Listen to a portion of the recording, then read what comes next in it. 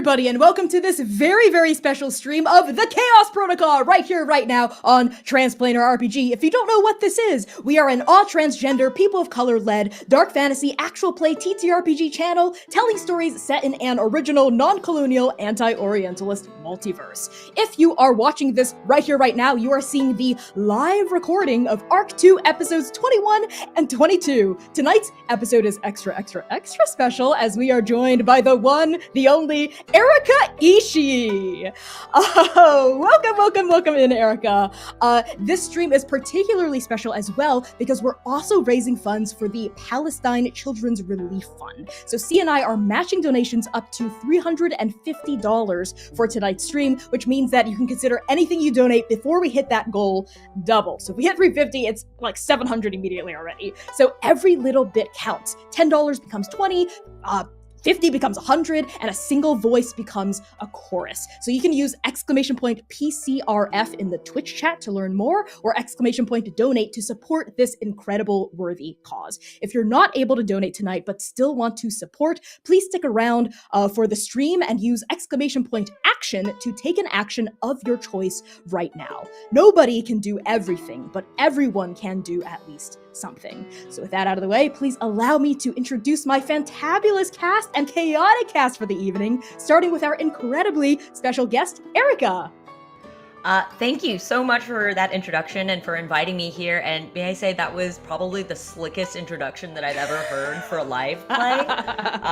And because I've gotten, I'm from the streaming tables, but I've gotten used to things where it's like live to tape, so you get a couple of tries, but that was smooth. You should see my shower monologues. I gotta go through the hurdles.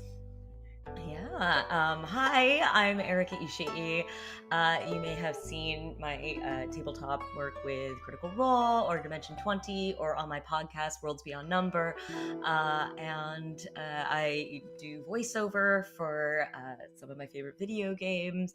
And I'm really excited to be here today and to get to explore this world. We are so excited to have you here with us. I think it probably says somewhere. Yeah. Hey, hi everyone, I'm Valiant Dorian. I use he and his pronouns. You can find me all around the internet at Valiant Dorian or at Otto Spirit Bear. Please enjoy that lovely treasure I just set you on. And tonight I have the distinct pleasure of playing your favorite fiery little meow meow Sayir, who uses he, they pronouns. And I'm going to pass introductions over to Kai. We can't end already, Val. It's too early. Hi everyone, I'm Kai. I use he, they, and she pronouns. And I'm back here. You threw me for a curveball there. I am playing Mr. Zanin-ish, who uses he, him pronouns, and sometimes he plays dad in life. I'm gonna bounce it on over to Sam. Hello everyone. I'm Sam Star. I use she, they, and the occasional fate pronouns. And tonight I am playing our favorite bad bitch, time mage, healer, Lumira, who uses she, her pronouns. What's going on, boss? It's me, the boss baby. So to start off our announcements for the evening, a massive thank you to our sponsors, as usual, for Arc 2, Explain Trade, Cheipeku, Hero Forge, and Undying Corruption. Cheipeku is an incredible company that creates unique, imaginative, and outlandish TTRPG maps you won't find anywhere else on their Patreon for as little as $5 a month. Undying Corruption is a TTRPG adventure book about Tangguk, a mythical based on Korean mythology adventure supplement published by Nine Heavens Press, which is a team of primarily Korean and Asian diasporic creators. They're awesome. Their work is incredible. The art is amazing. I highly recommend you check it out. And you can see art from Undying Corruption in the background of tonight's overlay. It's very, very special to us. And finally, as always, a huge thank you to Dimitri Opines and Explain Trade for believing in us now and always. So use !sponsors in the Twitch chat to get a full list of our supporters for tonight's stream.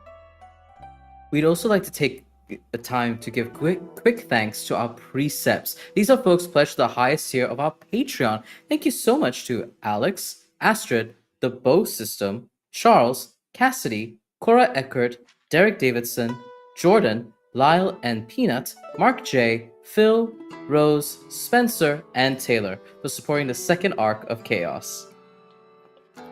Tonight, we're raising funds for the Palestinian Children's Relief Fund. Use !donate in the Transplanter RPG Twitch chat to support the PCRF. Every little bit counts. If we hit our 1K goal for this stream, we'll unlock an original song written and performed by Connie Chong for the Chaos Protocol. A sing-along, one could say. And if we push past our goal, well, we might just have to drop the entire Chaos EP. And as a reminder, C and Connie are matching the first $350 donated at the top of this stream. So your donations count as doubled. That's $700. Can we hit it before we finish part 1? Last time on the Chaos Protocol. Strike Team Nova reunites with Zhao Chang and everyone comes clean. Zhao Chang explains that they opened the river gourd after receiving a terrible nightmare of the Emperor's assassination. Prepared to stop this doom, Nova climbs to the tallest peak in heaven, sharing stories along the way. Finally, at dawn, they reach the Great Sage's Shrine. And that's what you missed last time. Use !recap to read our entire full written recap document. Thank you for that, Sam. And now, moving on to content warnings for this episode. The Chaos Protocol is a dark fantasy series that may contain content that is triggering for some viewers. So content warnings for this session may include fantasy violence, grief, trauma, depictions of heights, visions, romance, references to sex, ghosts, isolation, complex relationships, and mentions of divine cannibalism, as well as death of loved ones and family. So if you're in the Twitch chat, use !CW to get a look at our content warnings at any time. And if you're on TikTok or otherwise, visit the link in my bio or go to transplanterrpg.com to learn more about the themes and topics of our show.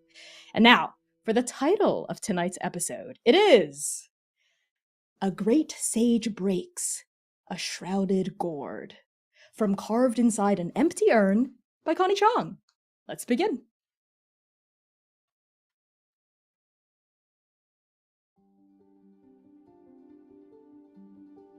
Once upon a time, there was a divine crane. The crane belonged to a flock. The flock belonged to the city of heaven. The gods of the city praised the flock for their beauty and loved the flock for their gentleness. They lived in the rolling hills of the third gate, hunting for fish in glistening silver rivers and nesting in wetlands enchanted by gods of bounty. Legends say that the first of the divine cranes rose from the last battle of the devouring. It surfaced from a pool of crimson blood, forming its vermilion crown. Its neck and body came next, as white as the dreaming mist, and its tail feathers quivered into being the color of the richest, deepest black, just like the shadows of the night around it. It opened its eyes to reveal a piercing gaze of pure azure blue, a reflection of the dawn that was soon to break. Once upon a time, the divine cranes of the city of heaven were a symbol of auspiciousness, of compassion, of duty, of grace, of remembrance. Until one day, one of the cranes left the flock. He flew up into the mountains of the city where the mist is thin and the fish are few, and even though the other cranes wept, and they cried, and they begged, they never did follow, and he never did return. Mornings on Tandu Peak are not to be missed. The crisp alpine air, the breeze whistling through crooked pines, and of course, the sunrise. A crimson glow wells on the horizon, light as white as tempered steel, silhouettes a blanket of clouds spanning the skyline. No, not clouds. Mist. A rolling, turbulent ocean of mist obscuring the entirety of the city of heaven below.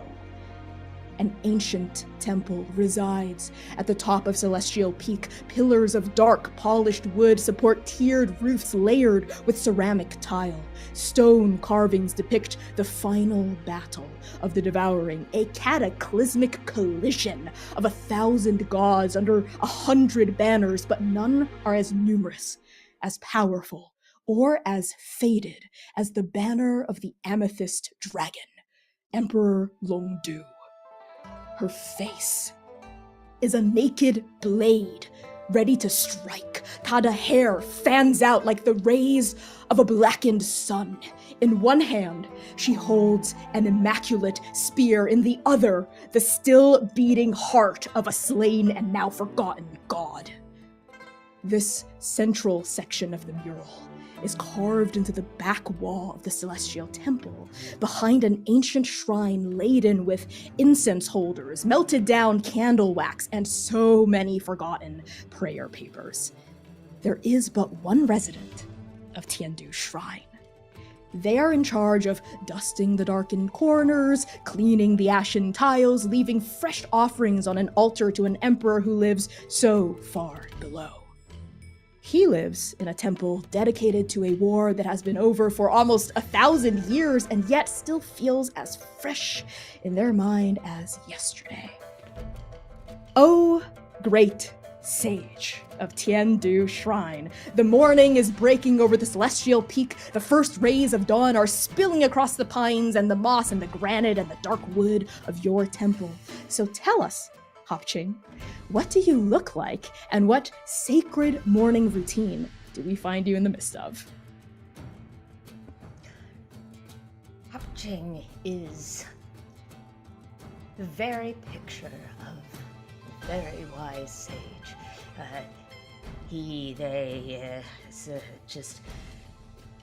Has the long flowing robes and the long flowing beard and the thoughtful, pensive expression of that age and wisdom brings.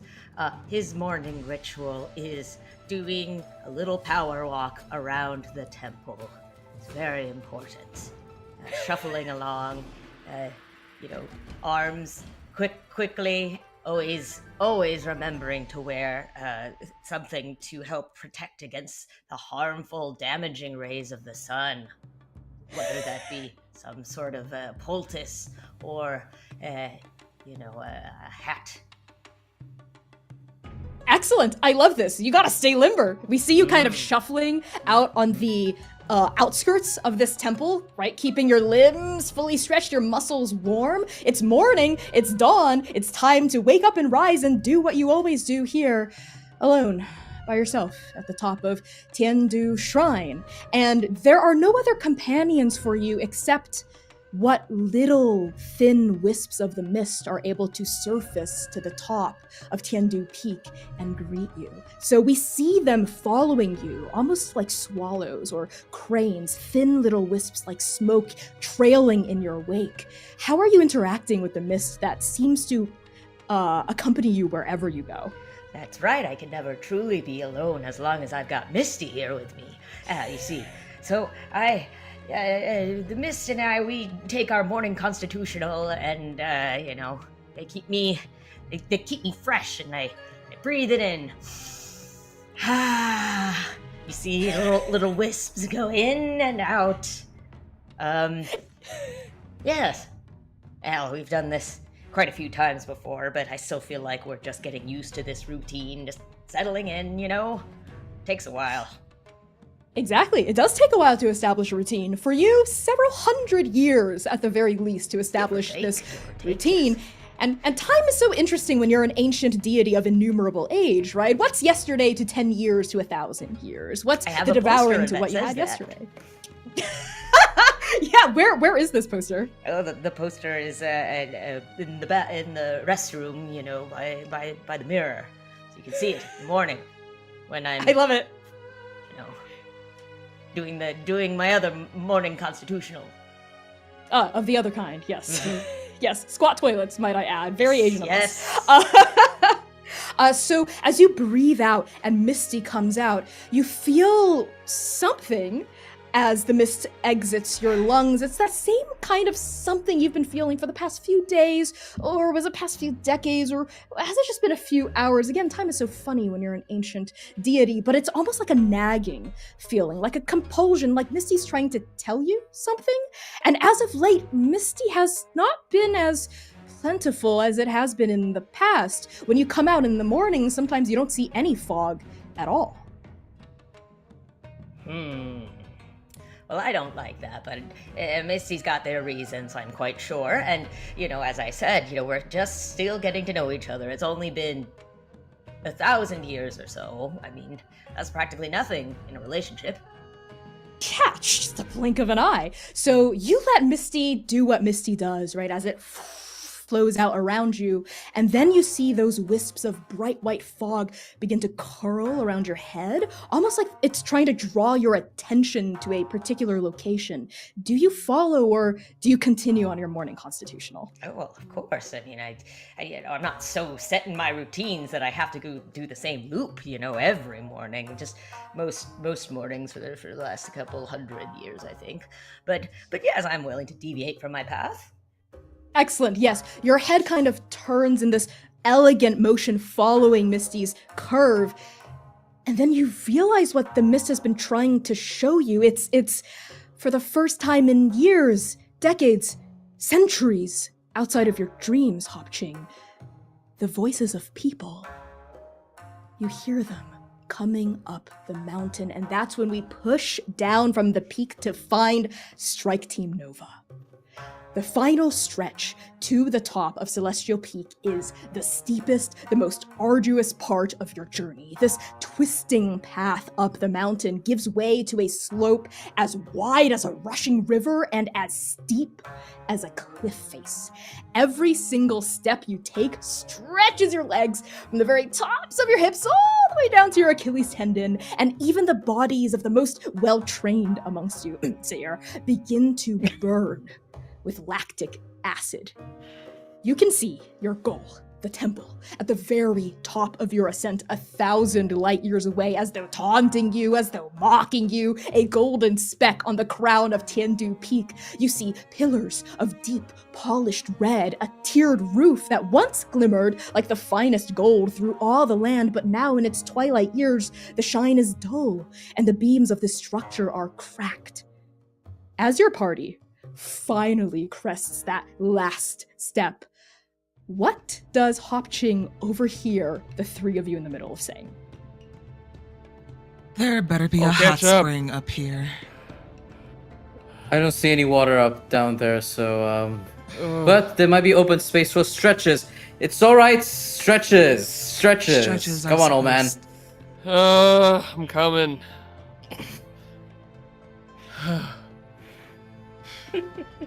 Honk, honk, honk!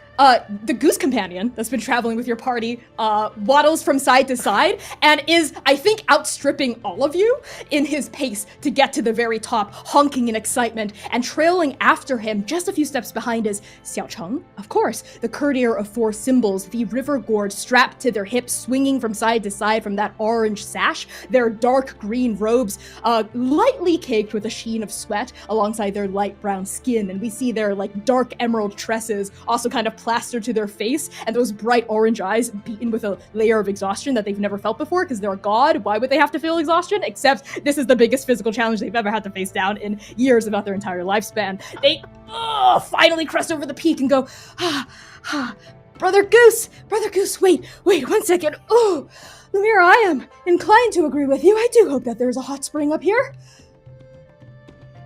I really, really hope so. And Lumira just plops. Onto the ground? And Sayer stops in his steps, waiting for the rest of Nova to catch up. And he glances over to the marching spirited goose, who has trailed off already, and looks to the rest of Nova and like, all right, another break. We're almost there. We can't lose to Goose, right? Lumira? Sayer, my legs are killing me. I'll carry you. Lost to Goose. Sign in. has been just like, he hasn't rested per se. He's just been taking it extremely slowly. Listen, you get that man in a sprint, he's dangerous. We have been hiking for a very long time. And all of his many layers, his kimono, all that stuff is all just stuck to his body at this point. And he comes up. He hasn't taken his hat off despite all of that. And I think the first thing visible as he slowly ambles up the side of this mountain is his black flat brimmed hat just kind of like slowly waving as then he steadies a hand and you see the like lavender fingers as a not like super built man about 6 feet tall, lavender skin ascends and you see that he is heaving heavily and goes over and puts a hand on Sayre's back just to steady himself. I'm not doing that again. Well, hopefully after this you won't have to. It's hopefully a quick descent. Uppies, please. Lumira's right. just like, you offered, please. Yeah, Sayre's I'll go this for this. kind of... Sayre's this deep brown-skinned, antlered man with a, like, mesoshaggy black hair. And as he, like, leans forward, there's a flicker of shyness, I think, as he, like, lowers himself to reach his forearms out for Lumira to take so he can lift you up. And as soon as we make contact, beet red like shines across his face as he slowly lifts you up. He's like, all right, up. And he picks you up and steadies you, but he holds you a little longer just to make sure that you're steady. Lumira's head Zidon- rests on your shoulder. It's just like, Zidon pushes off of this seat, actually. He's like, no, actually. He just puts his hands on his knees. The other person pushing off from this interaction is Yinghe, your third and final party companion, whose bright silver moonlight eyes have tracked this interaction between Sayre and Lumira. You see a kind of a lithe person, a bit willowy, dressed in plain robes, but carrying themselves with both anxiety and decorum in equal measure. Long, languid, dark hair falls in front of their face, but those eyes are as piercing as Xiao Cheng's, and they glue on Sayre, your beet red expression, as you lift Lumira up, and they quickly look away with something akin to pain in their eyes. And then Xiao Cheng straightens, their eyes cast over the top of this peak and land directly on you, Hopching. Well, come Hello? along, come along. Where's the rest of them? Here, right here. I'm sorry, are you the Great Sage? I am a sage, yes? Oh, my miss. You're real. Oh, yeah, I was half expecting to find no one up here for this entire quest to be a bunk, but you're real. You're here. You're actually here. And this very chipper, bright orange-eyed courtier quickly comes up to you and starts, like, pacing around you like an excited coyote circling a newborn deer. Hello. Hi. Oh, where are my manners? Nice to meet you. I am Xiao Cheng, courtier of the Four Symbols, and I didn't think you existed up until this point. Well, surprise! Hi! At the back of everyone, Zidon pushes Sayre, hoping to get the others to move. Sayre tumbles forward. He is clumsy in every interaction, social or otherwise, and this is no different. And you see this large man kind of like stumble forward. He is heavy set and muscular, wearing only this like deep cream sash and billowy trousers. The sash does have a couple of plops of what seems to be dried blue blood that's still speckling it a little bit. And as soon as he's within several meters of you, Great Sage, he tumbles forward. Hi, I'm Sayre. Wait, you didn't think the sage was real? We told you they were. Well, they're a myth, a legend. I mean, they must be ancient. You must be ancient, yes? Well, that's not very polite to say to someone. I'm so sorry. I mean, of course I respect my elders as much as the next god does, but stories of you are, well, hidden deep in the archives of the Vermilion Library. Oh, you don't Legends say. at this point. Oh, that's Well, how long have I been up here then? Well, I don't know. I was hoping you could answer that. If you've been here at least since the devouring, it's been at least 1,000 years, if not threefold that time. Since the what now? The devouring? Does everybody in your sort of generation have some sort of a coordination problem? There's been a lot of you stumbling in. Well, the hike up here was quite arduous, and the mist doesn't quite reach, so I can't use my magic to get us up here. Zynon steps forward, and aware that there's the great sage ahead, removes his hat, kind of squints at the sunlight up here. You'll have to forgive, the climb was a bit arduous. From what I gather, you don't come down often. When was the last time I was down? No, I don't go down there much, but, it's been quite a while since I've had visitors. All of you, you've passed my first, the physical challenge to get up here, so, congratulations. Would anybody like any drinks of any sort? Come yes, on. please. I assume that you're here to talk about Misty. Yes, you're so hospitable. This Misty? is... Misty? Oh, yes, Misty? Misty. That's what I came up here to spend some good quality time with Misty. But in order for you to come in and get to your drinks, I'm gonna need you to pass the next test. Oh. We are... Excuse me. The test of strength has already... Oh, hello. The test of strength has already been passed. Now I need the test of cleverness. Lumira? You there. And I point to Lumira first. What's your name? Lumira looks to both Zynon and Sayir briefly. I guess she's also on the ground again, because when Sayir stumbled forward to introduce himself, she was on his back, so I guess I'm on the ground now. She will stand up and dust herself off. Lumira stands about 5'10", deep brown skin, with thick, wavy, curly hair that hangs past her shoulders down her back. Her eyes are bright, opalescent, almost gray, and she is wearing cloak and robes that are adorned with gold clock gears that there's like a sash across her, and she has a gold pocket watch that's hanging from her right hip. And she does gracefully bow and curtsy kind of at the same time. Lumira, great sage. All right, pleasure to meet you. We got there. Very good, very good. And you?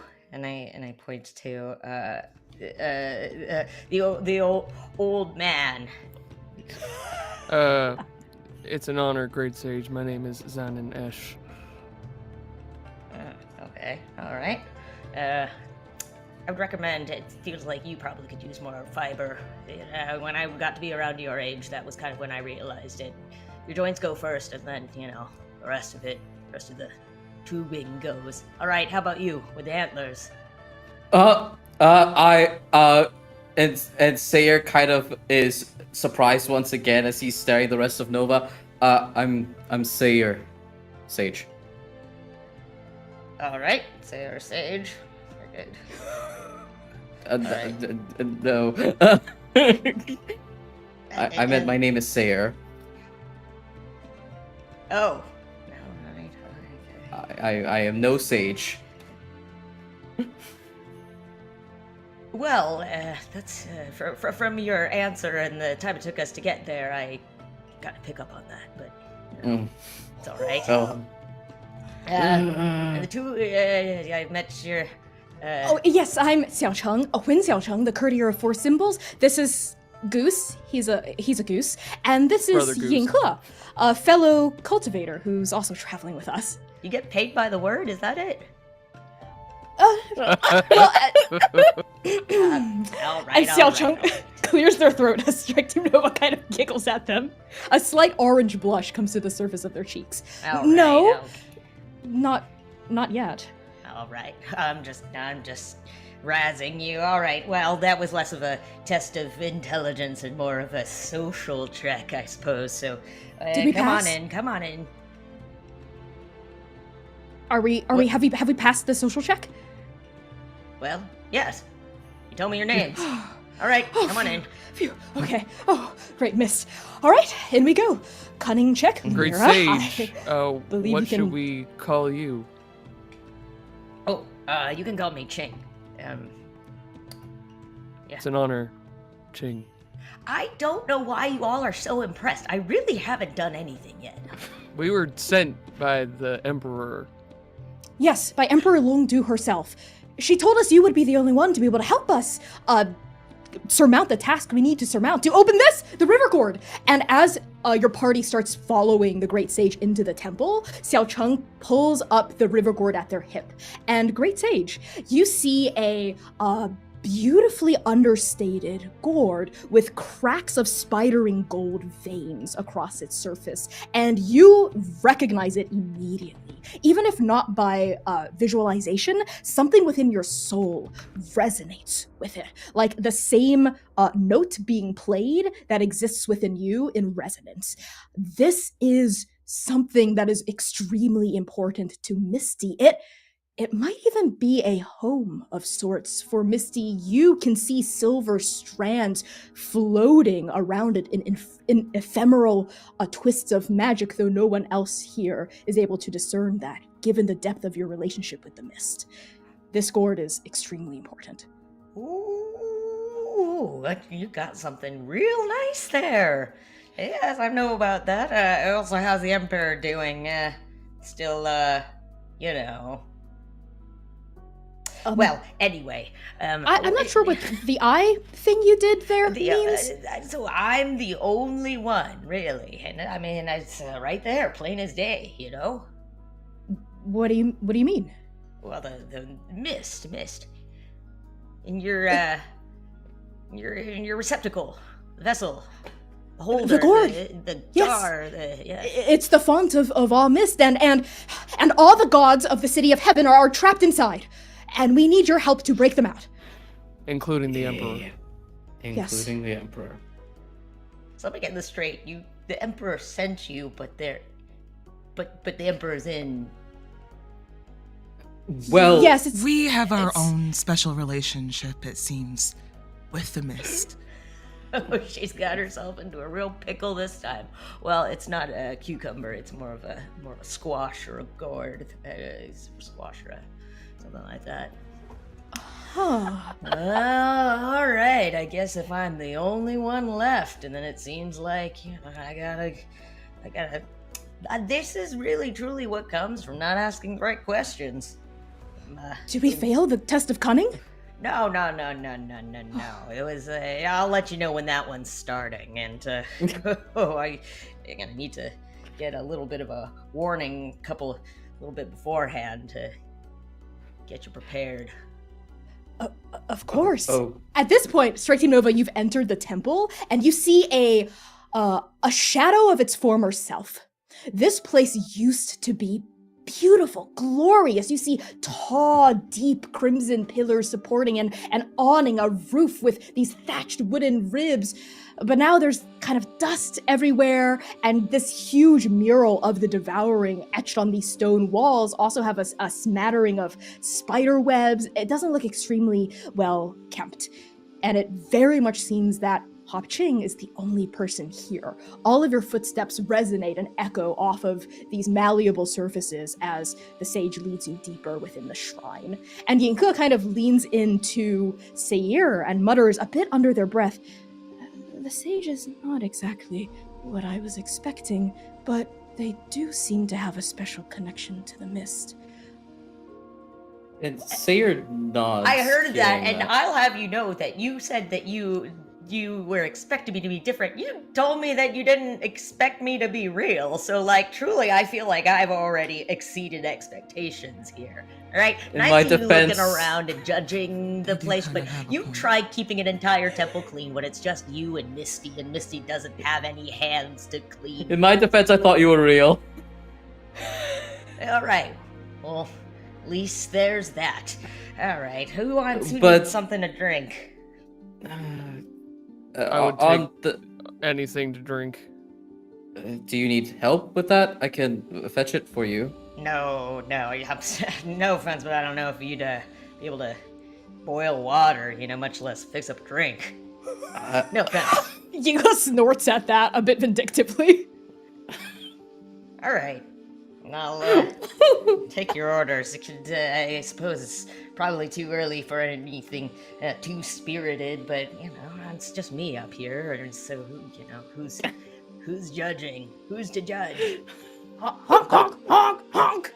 The goose, which has been traveling with this party, comes up to you quite insistently when you say something spirited and strong, like they want something strong. All right. It almost looks like I reach into my beard and I pull out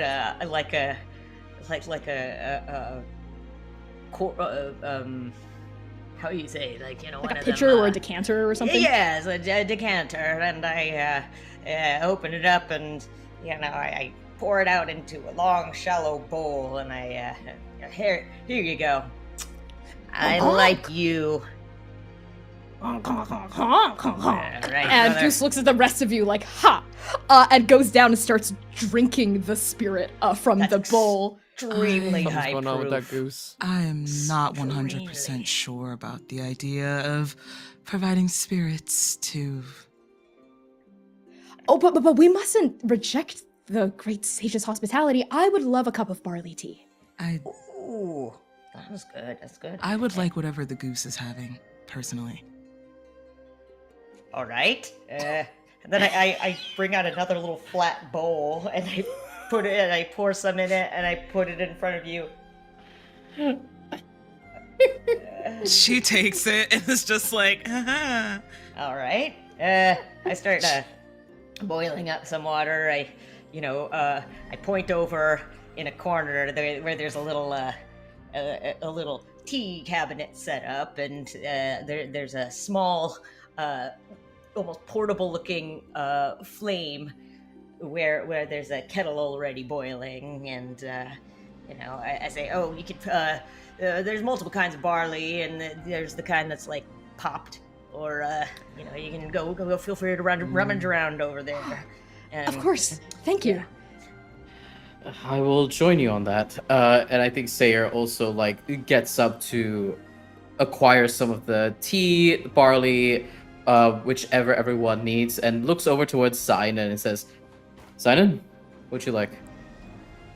Just water. Clean water. Okay. I don't sound too excited about it. Okay. And I think. Parched. Go ahead. Oh yeah, I head over to another corner, and there's like a little press a I tap the top of it. There's an inset little symbol. Looks like a water droplet. I tap it and fill up a little glass full of very clear, cool water, and I hand it over to you. Yeah, as it stops, you hear a little beep beep as your basically medieval Brita filter needs to be changed. Yeah. Swear, You've never every seen a man 50 so- years. You've never seen a man so grateful for just a glass of water, partly because you've been up here for 1,000 years with no one, but he is actually genuinely very excited to receive water. Just Sipping water, it. clean water. I love this. I think we cut to after everyone's drinks has been gathered.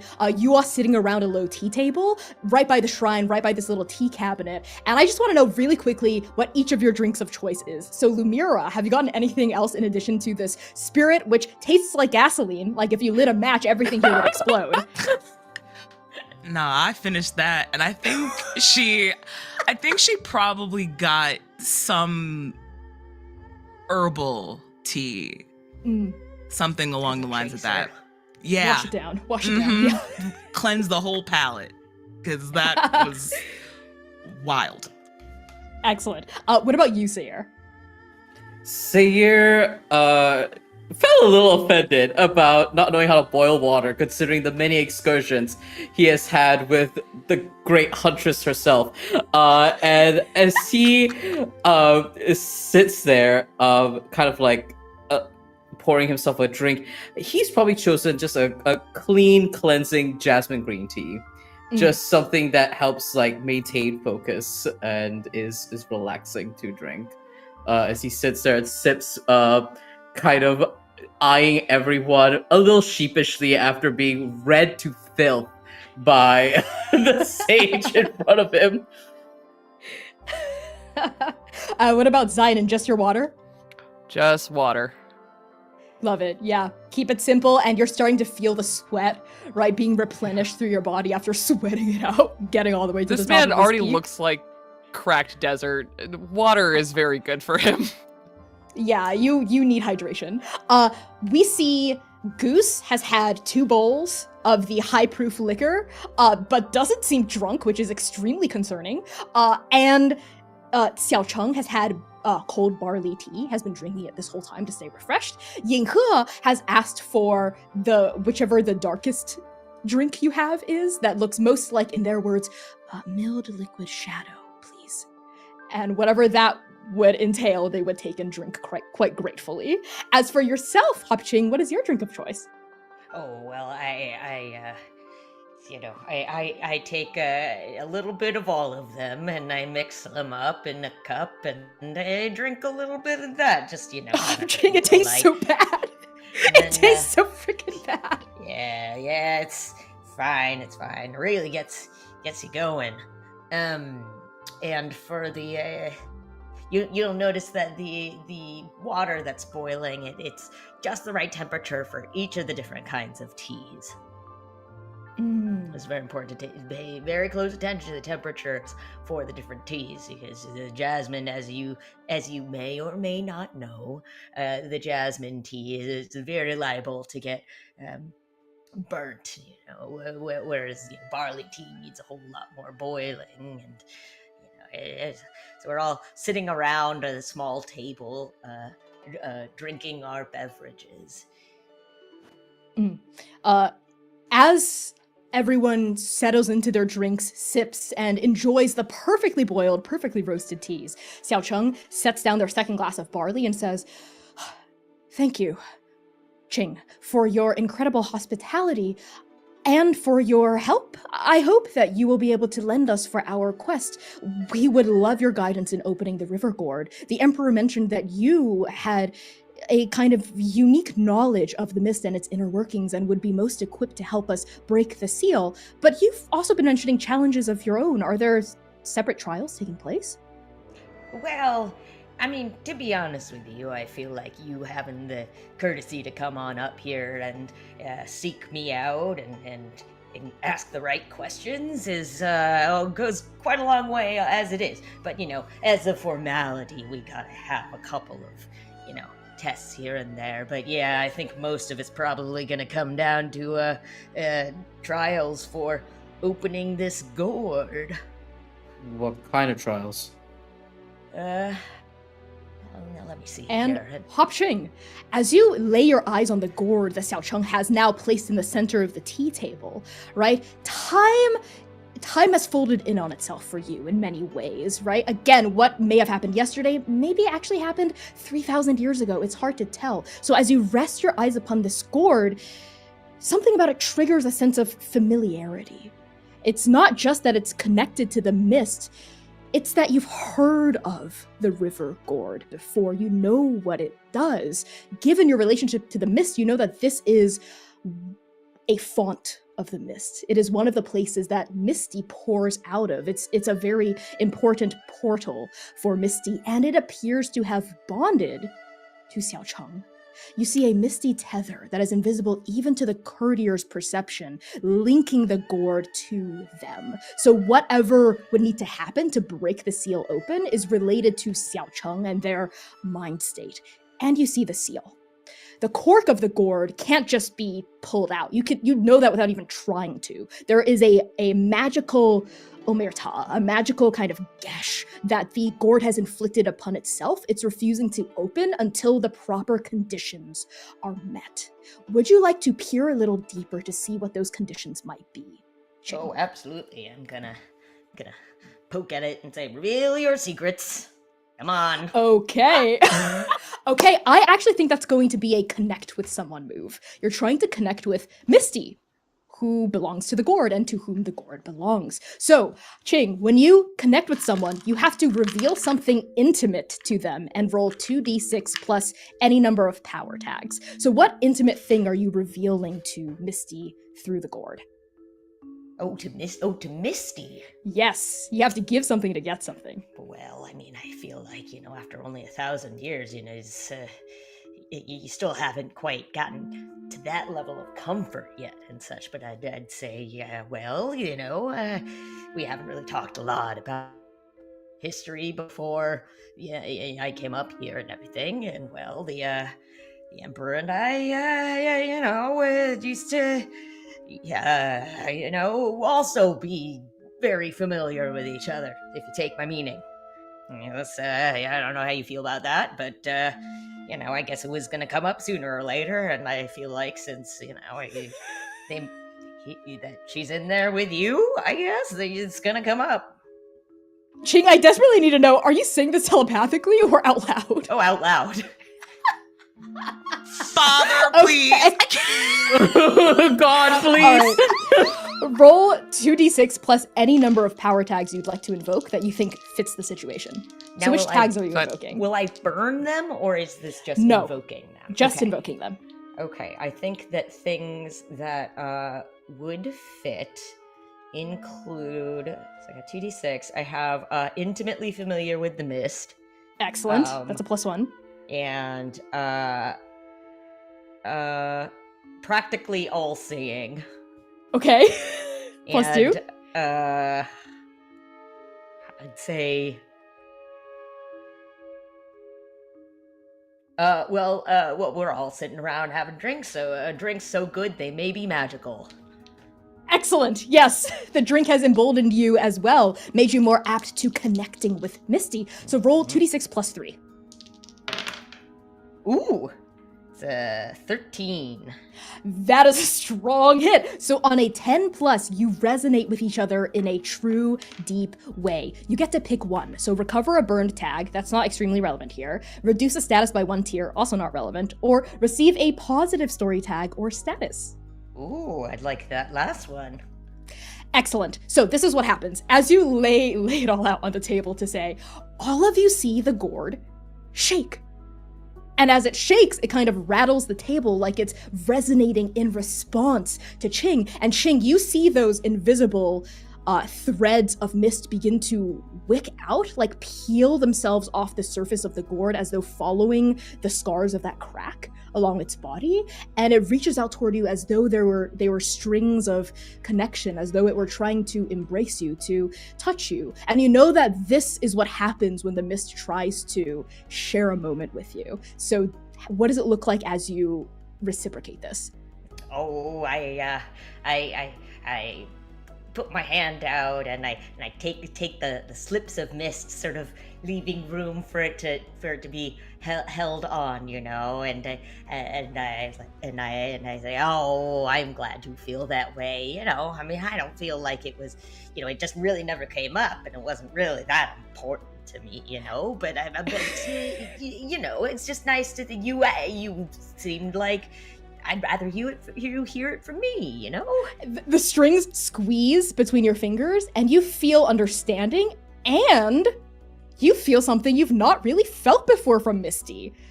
A little bit of an attitude.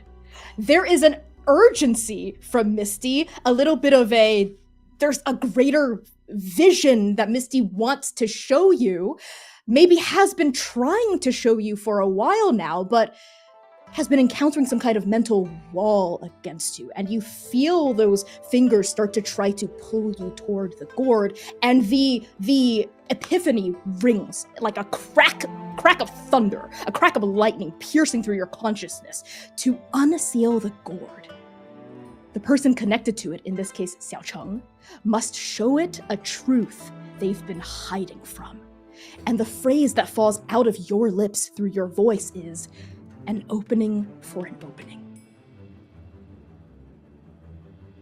Yeah. An opening for an opening. And Ching, the positive story tag I'm going to give you is attuned, which you can invoke anytime you're trying to figure stuff out about the mist for the rest of this session. I have an important question. Go ahead. Did we see the mist? Or is Ching just hugging air here? Yeah, this is important. Ching looks like they're hugging air. Cool. I got a follow-up question on that, Kai. Ask your next one. Oh no, I was just gonna say, Zion's sitting here just like, there's an intimate moment happening between the sage and thin air, and he just looks to the rest of Nova and kind of skims past Ying He because he's still not sure what to do about them being here, and then looks over to Xiaocheng and then goes back to looking at his water, just like, some intimacy with thin air. This is some sage stuff. Okay. Oh, come on now, don't be like that. I mean, we haven't even gotten to know, we're just starting out on this. We're still in the honeymoon phase, and listen, I'm very much about open communication on this, but, I never really thought it was an important thing. Xiaocheng, are you talking to me? Yes, the mouthy one. The courtier. Yes. Oh. For all of your talking and stuff, it seems like you didn't say the things that are needed to say. Something, a secret. I have to tell the gourd a secret? Yeah, an opening for an opening, I guess. Okay. And Xiaocheng reaches forward and cups the side of the gourd's body. Do I have to say it out loud, or can I just say it to the gourd? Because I'd rather not say it out loud. Oh, well, try it. Try just thinking it at first and everything. Okay. Yeah. And how deep does the secret have to be? Oh, real deep. All right. Wait, what's that? Oh, I'm sorry, it's gotta be out loud. I was What? mistaken. Gotta be out loud. Okay, I suppose. And Xiaocheng Make takes it a an deep interesting breath. one. I hope it would be interesting, because I don't know what's worse. the My magic. secrets being boring or interesting. Okay. I'm focusing. And Xiaocheng closes their eyes, and you all feel magic in this room beginning to tense as Xiaocheng tries to attune to and connect with the gourd in a similar fashion that this sage just did. And as they do, they start to open their mouth and speak. "Oh, River Gourd, a secret I've never told anyone before is, I suppose, how I truly feel about being courtier." And as Xiaocheng speaks, the full embodiment of the mist doesn't reach the summit of Celestial Peak. It can't.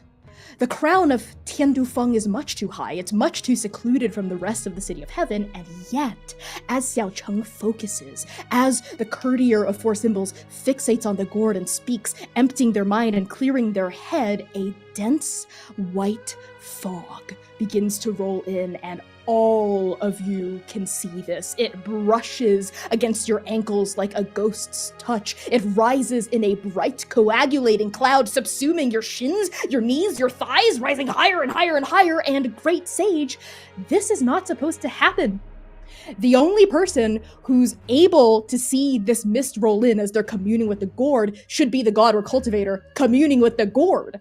The fact that you can see what Xiaocheng is summoning as well means that you, too, are about to commune with the gourd in an unprecedented fashion. You, too, are about to enter the trials of the mist. And judging from the expressions of confusion and concern of those around you, Sayer, Lumira, and Zynon, can see the mist as well. The only people here that appear unbothered are Yinghe and Goose. So, Ching, what do you say to these strangers in the handful of seconds that you have before the trials of the mist take the 5 of you? Oh, this is gonna be juicy! Come on, everybody get ready! Those trials I talked about? Yeah, get your noggins all together. Stay close, Nova. And Right here. the mist rises. It rises to your chests, it rises to your necks, and then up to the crown of your heads, and then everything goes white. As white as clouds, as white as a dream, as white as a nightmare. Your senses are stifled, your consciousnesses swim. Nothing remains around you but mist. Just mist. After a few seconds, or is it hours? Or is it years? The mist clears, and the 5 of you find yourselves in the Hall of Peerless Destiny, the royal throne room of the City of Heaven. It is exactly as you left it, Nova. Pillars of pure jade vaulting toward a domed ceiling, a chamber the length and width of multiple town squares, a throne of red sandalwood jutting from a raised dais surrounded by a moat of amethyst water. And sitting on that elegant, divine throne is not Emperor Longdu, the first god-killer, immortal ruler of the City of Heaven. Not at all. Rather, all of you see a massive, 10-foot tall Goose. Yes, Goose. Draped in royal robes of deepest purple, wearing a crown of jewels and pearls that dangle in thin, resonant strings in front of his eyes. His webbed feet poke out from the seat of immense honor, those 3-pronged toes splayed with a kind of resplendent comfort. And Goose raises his huge, long, feathery white neck and honks in a person voice you've never heard him speak before. Spin! And Xiaocheng, who this entire time has been spinning a plate on a stick held in their left hand. They blink, they stumble, they notice the stick, they notice the plate, and they balance their footing just in time not to drop it. Goose? What's going on? You can speak. You have to spin the plates, Xiaocheng! Terrible things will happen if you don't spin them all, or even worse, if you drop them. So the rest of you, what are you waiting for? Give them more plates! Hurry! And sure enough, as the mist washes away, each of you realize you're holding a small stack of plates in your hands. And there are even more plates all around you in huge, mountainous heaps all throughout the Hall of Peerless Destiny. All kinds of plates. Large ones, small ones, deep ones, shallow ones, but plates nonetheless. And with each passing moment, more and more plates spawn on Xiaocheng's balancing act. So tell me, what kinds of plates are you holding, and what do each of you do as the scene comes into focus? You have got to be fucking kidding me. Lumira, what do your plates look like? I think Lumira has a stack of, like, I don't know what they're called, but they're like the serving plates, like, you know, like what you put like your Thanksgiving turkey on before you serve it to the family, like one of those really long oblong plates. I think she had some of those, and then like entree plates in another hand, and is very, very fucking confused. Okay, we pan across Lumira's confusion to find Zynon. Zynon very quickly looks at his right hand where he's holding a stack of handmade clay, like hand-thrown plates with a beautiful, like, dark, that purpley black of hand-thrown stoneware laced with bright streaks swirling around the sides of iridescent blues and pinks. And it's a whole stack of matching ones with one in the like 3rd or 4th position that's like bright, hot cherry blossom pink. And just as he's like, oh, I don't want to drop that, he puts his hat on his head to try and, you know, free his left hand. But by the time he goes to grab the stack of plates in one hand, another stack of pristine, like almost iridescent plates end up in his other hand that are like perfectly made. They look like they're made of glass almost.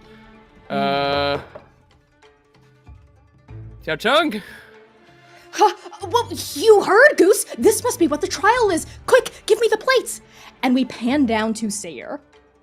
The trial is spinning plates, he says in disbelief, and on his hands are a collection of ever silver plates as well as brass plates. They're all embossed and have these kind of like deep, intricate, like leafy patternings. And there's one on one side. There's a like deep set bowl with embossing of leaves leading out to two deer running together, and then covered by leaves again. And he's just kind of like, he is balancing all this because with every movement he makes, if you've ever heard ever silver and brass plates clattering together, it is just a cacophony of noise as he himself is trying to ensure he's not causing more chaos. And I think Sayer is the first to throw a plate at Xiao Cheng. He tosses one of the ever silver plates at them. And Xiao Cheng catches it on top of their spinning stick with perfect elegance. You can tell they've done this before. They probably know how to do circus tricks as part of being a courtier. Okay, great. And the rest of you, Ching, your plates. And we pan over to you, Ching. Ching has a bunch of like overly ornate and kind of ugly looking plates that have like pictures of the emperor on them. They're just, you know, clearly like they're like a little dusty, but they're just, you know, here they've got like gilding on them, and it's just, they're really tacky looking. But I go, here you go. Oh, thank you. These plates are, I'm not gonna think about that too deeply. Lumira, Zainan, quick, your plates. Yeah, here. Yeah, I think Lumira and Zainan are like alternating, chucking their Absolutely. plates. Okay, it's working. I'm doing it. Oh, gods. Okay, there's just more Concentrate, plates you got spawning it. in your hands. Just give them all to me. You heard, Goose. I have to spin them all. Just put them all on top. Starts all right. more of them. Goose. Mega Goose turns with a ponderous kind of noise against the granite, against the sandalwood as they look down at you. Yes? I'm not seeing nearly enough throwing. All right.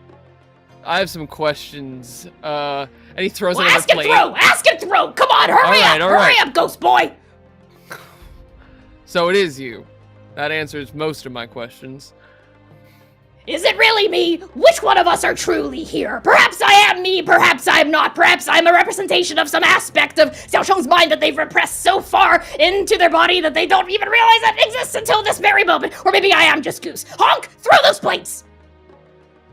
This sounds like But a he just nightmare. keeps throwing. Yeah, he's having a nightmare. Yeah, but Zainan, do you ask Mega Goose the questions you want to ask? I think after getting kind of caught off guard by being called Ghost Boy by a giant mega goose dressed as an emperor, he kind of keeps throwing plates for a minute. So, is it just plates forever? Are we throwing plates forever? Yes, that's what this is. You have to just keep throwing, and Xiao Cheng just has to keep spinning and spinning and spinning, and don't drop a single plate. Do not drop a single plate. But what happens if we drop a plate? And Zainan holds one of the plates over the hard stone floor of the Hall of Peerless Destiny. Well, this is Xiao Cheng's trial, so what you do doesn't really matter. Go ahead, try it, drop a plate, see what happens, try to game the game. You're not gonna game the game, you can't outgame the goose. Try it. And Zainan looks to Lumira. And then to the sage. Like, do I throw this plate on the ground? Alright. And getting the thumbs up from the sage, he just throws it onto the ground. One of those clear, iridescent plates. Yes, as soon as it leaves your fingertips, it spawns back into your hand. Huh. Lumira drops right. every plate that was in her hand left over. Yeah, they vanish and then appear in a perfect stack on top of your head. Some shit. What are you all doing? Didn't you hear, Mega Goose? We can't drop the plates. Something terrible will happen if we drop even a single plate. Just put them on me. Put them on me. I'm pretty good at this. Come on. Come on. All right. All right. Throwing. This is... Sayer's gonna look at Lumira, and I think as he's tossing one of the brass plates and it clatters noisily onto one of the spinning sticks, he looks over to Lumira. It's like, Xiaocheng only has 2 hands. I don't This understand. is not sustainable. They're going to drop it. This... You can't keep this up forever. And Lumira looks at the goose. Like, she says that directly to the goose. They can't keep this up forever. Well, they have to, because if they drop even a single plate, then the worst thing in the world will happen. The devouring will return, and it will all be Xiaocheng's fault. So keep spinning, Xiaocheng. Spin, spin, spin. You This can't is the blame only that thing. on them. Well, why not? Of course I can. No, you can't. Well, watch me. I'm blaming you, Xiaocheng. I just did it.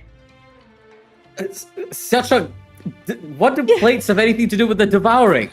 I don't know. Maybe Mega Goose is right. Maybe this is the only thing stopping the devouring from spawning. I mean, this is not so different from what I do in the courts. You know, spinning all these plates, keeping everything afloat. This is what I have to do.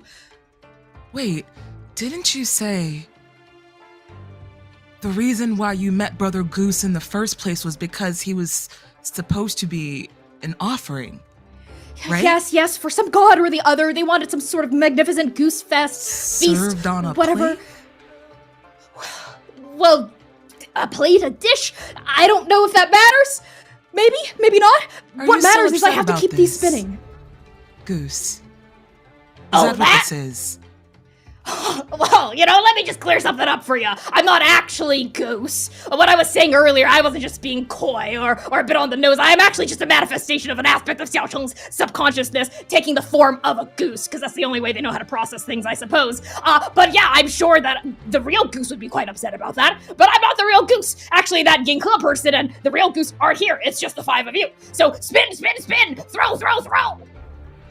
Zynon is hearing Xiaocheng specifically kind of talk, and he begins to hear a familiar, just in his head, the sound of clicking, of beads moving quickly as someone is counting, and he can hear that same fear that the administrator had. That desperation to keep off the devouring. Xiaocheng, you can't keep spinning these plates forever. You can't hold it that close. But I have to. Or it's going to be my fault if everything is terrible and I drop a plate.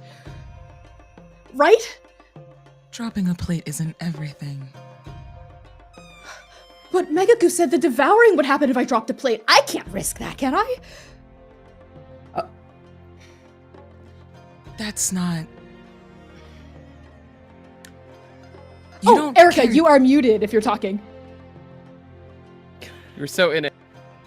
You're so in it. It's okay. All right. What was Ching saying? No. I think you're still muted. Oh no, we can't hear you. Uh-oh, tech.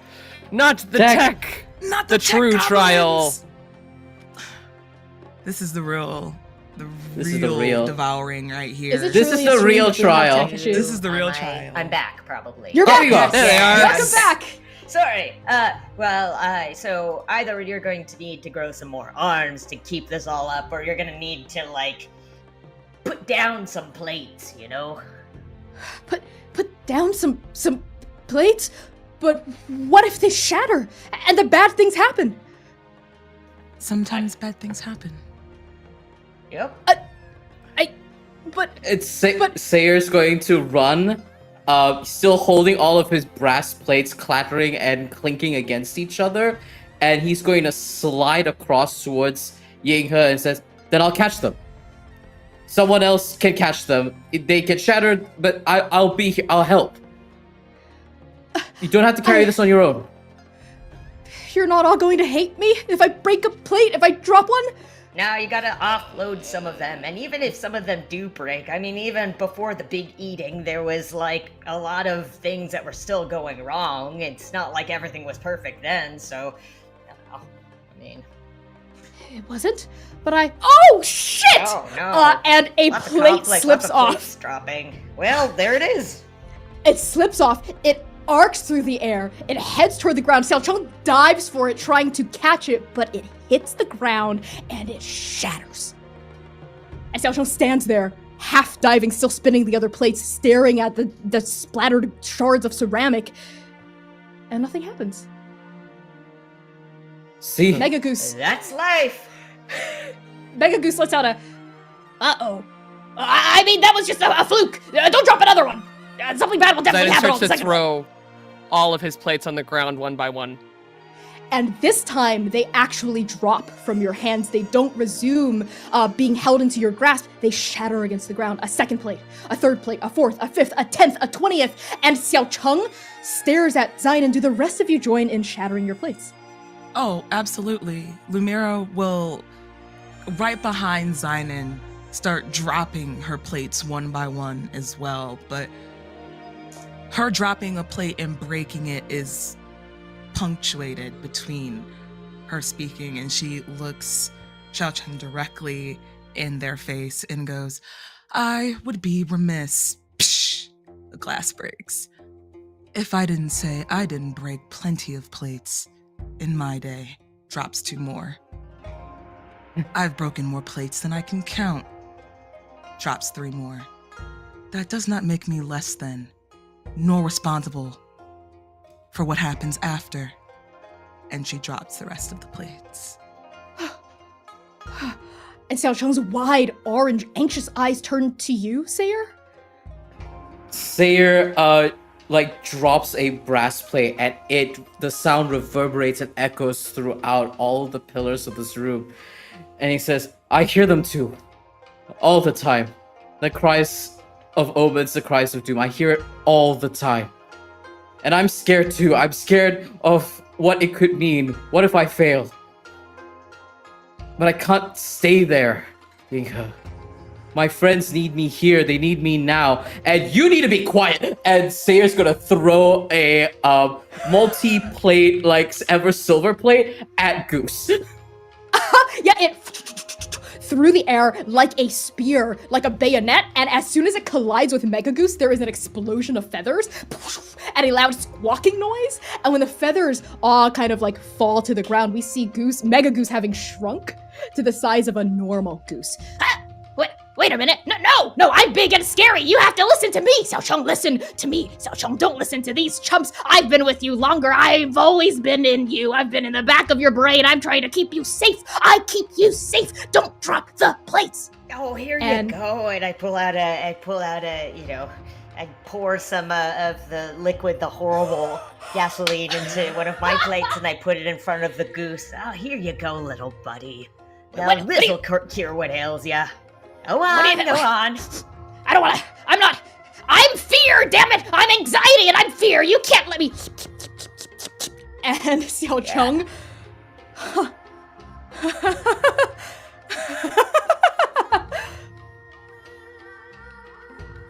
And they let go.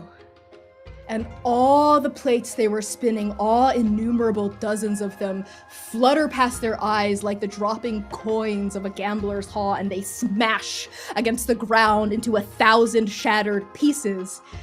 And then all of you are just surrounded by broken plates, and nothing happens.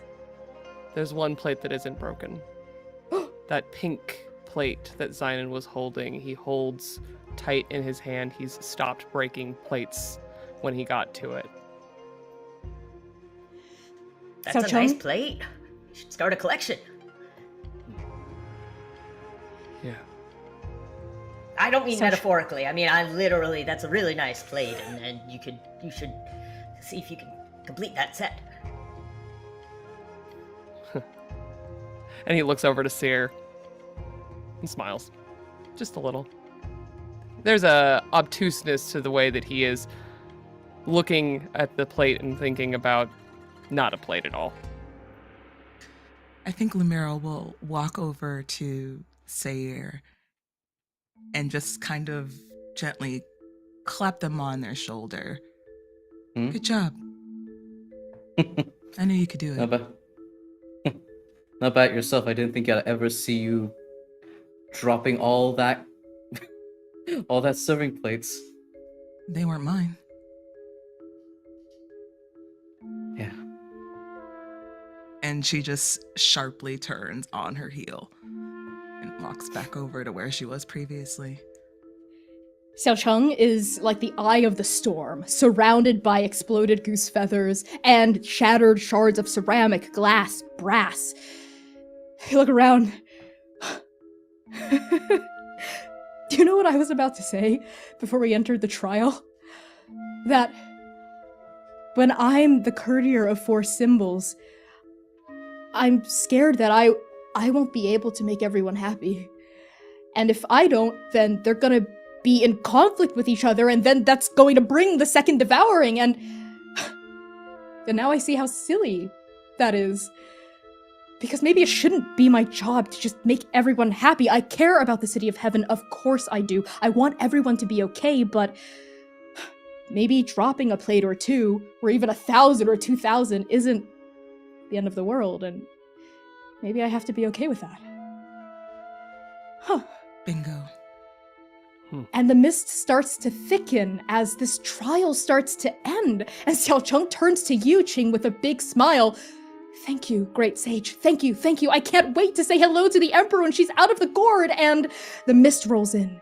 It fills the hall of peerless destiny. It obscures the jade pillars, the vaulted ceilings, that throne of deep red sandalwood. It subsumes your eyes, your vision, your senses until everything becomes a clouded shroud of consciousness once more. And then the mist thins. But you are not back in the temple. You are not back on the celestial peak. Xiaocheng's trial is over. But the rest of yours have only just begun. And on that, we're going to cut to break. Thank you all so much for tuning in so far. We're going to take a break for about 10 minutes. And we'll be back for the second half of the stream. Go hydrate, go rest yourselves, and we'll see you so soon. Bijou, bijou.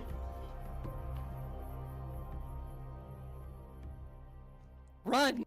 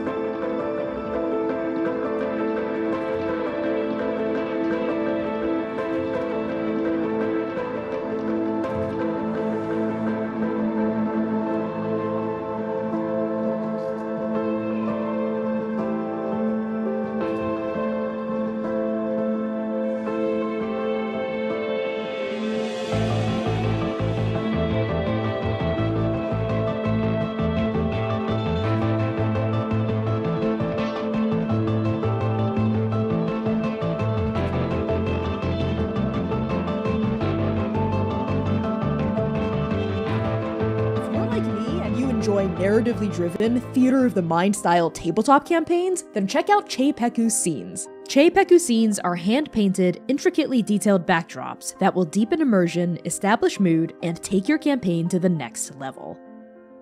They even have a commercial license for fellow creators just like me. I've been using Cheipeku Scenes on the Chaos Protocol, my own streamed tabletop campaign, and the animated backdrops add so much depth and engagement for my players and the viewers. Plus, all of Cheipeku scenes match perfectly with their battle maps. So if you're fighting a wizard on the edge of a waterfall, you can switch seamlessly between map and scene to convey the full majesty of your encounter. Chei and Peku are a couple who love to make maps, creating unique and outlandish scenes you won't find anywhere else. And as one of the top RPG creators on Patreon, they've got the imagination to match yours. For only $5 per scene, you'll unlock every variation, plus a license for commercial use. For $10 per scene, you'll get access to animated scenes, as well as Alchemy RPG and Foundry VTT modules. But here's the kicker: patrons of any tier get free access to Cheipeku's entire backlog. You're only charged for new scenes that they release 4 to 5 times a month. I can personally attest to just how incredible these scenes are in terms of quality, consistency, and immersion. So head on over to cheipeku.com to browse their entire backlog and pledge to their Patreon today.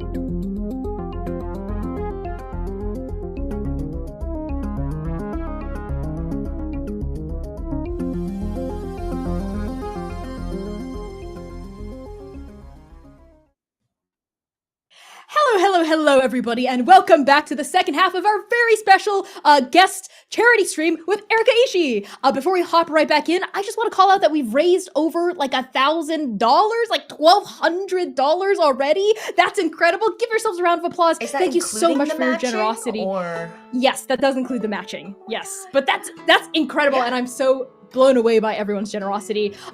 If we hit 1,500, it's been announced. That is when I will start working on and releasing the full Chaos EP. This was a incentive that C kind of like suggested hours before the stream went live. Like, hey Connie, do you think you could record and release an entire EP for this if we happen to hit the final milestone? And look where we are. We are less than $300 away from that. So if you want to hear me attempt that, then give, and it's all going toward, again, the Palestine Children's Relief Fund. So, before we hop right back into the session, a reminder of content warnings for the second half. The Chaos Protocol is a dark fantasy series that may contain content that is triggering for some viewers, so please take care of yourselves as you need. CWs for the session may include fantasy violence, grief, trauma, depictions of heights, visions, romance, references to sex, ghosts, isolation, complex relationships, and mentions of divine cannibalism and the death of loved ones and family. If you're watching this on Twitch, use !CW in chat to get a look at our content warnings at any time. And if you are on TikTok, then go to the link in my bio or transplanerrpg.com to learn more about our show, its topics, and its themes. And now, let's move on to the second half.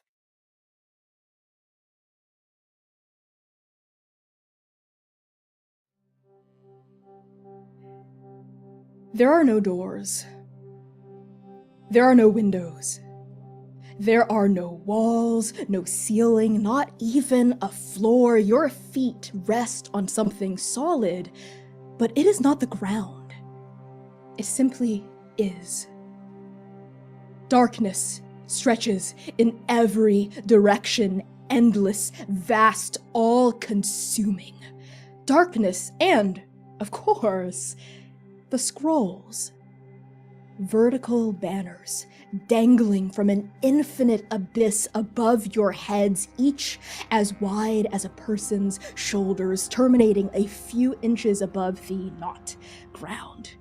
Each scroll is made of a different color, a different material, even. Some are rich, brocaded, patterned, still others are stitched from plain cloth, dyed in simple hues, and still others are metallic or gem-like or ablaze with pure flame. The scrolls are as unique as the calligraphy that marks each of them, and you recognize this calligraphy instantly. Names. The names of every single person you've ever known. And by you, I do not mean Lumira. I do not mean Zainan. I do not mean Xiaocheng. I mean Seir, and I mean the Sage. The two of you, and the two of you alone, stand in this forest of names.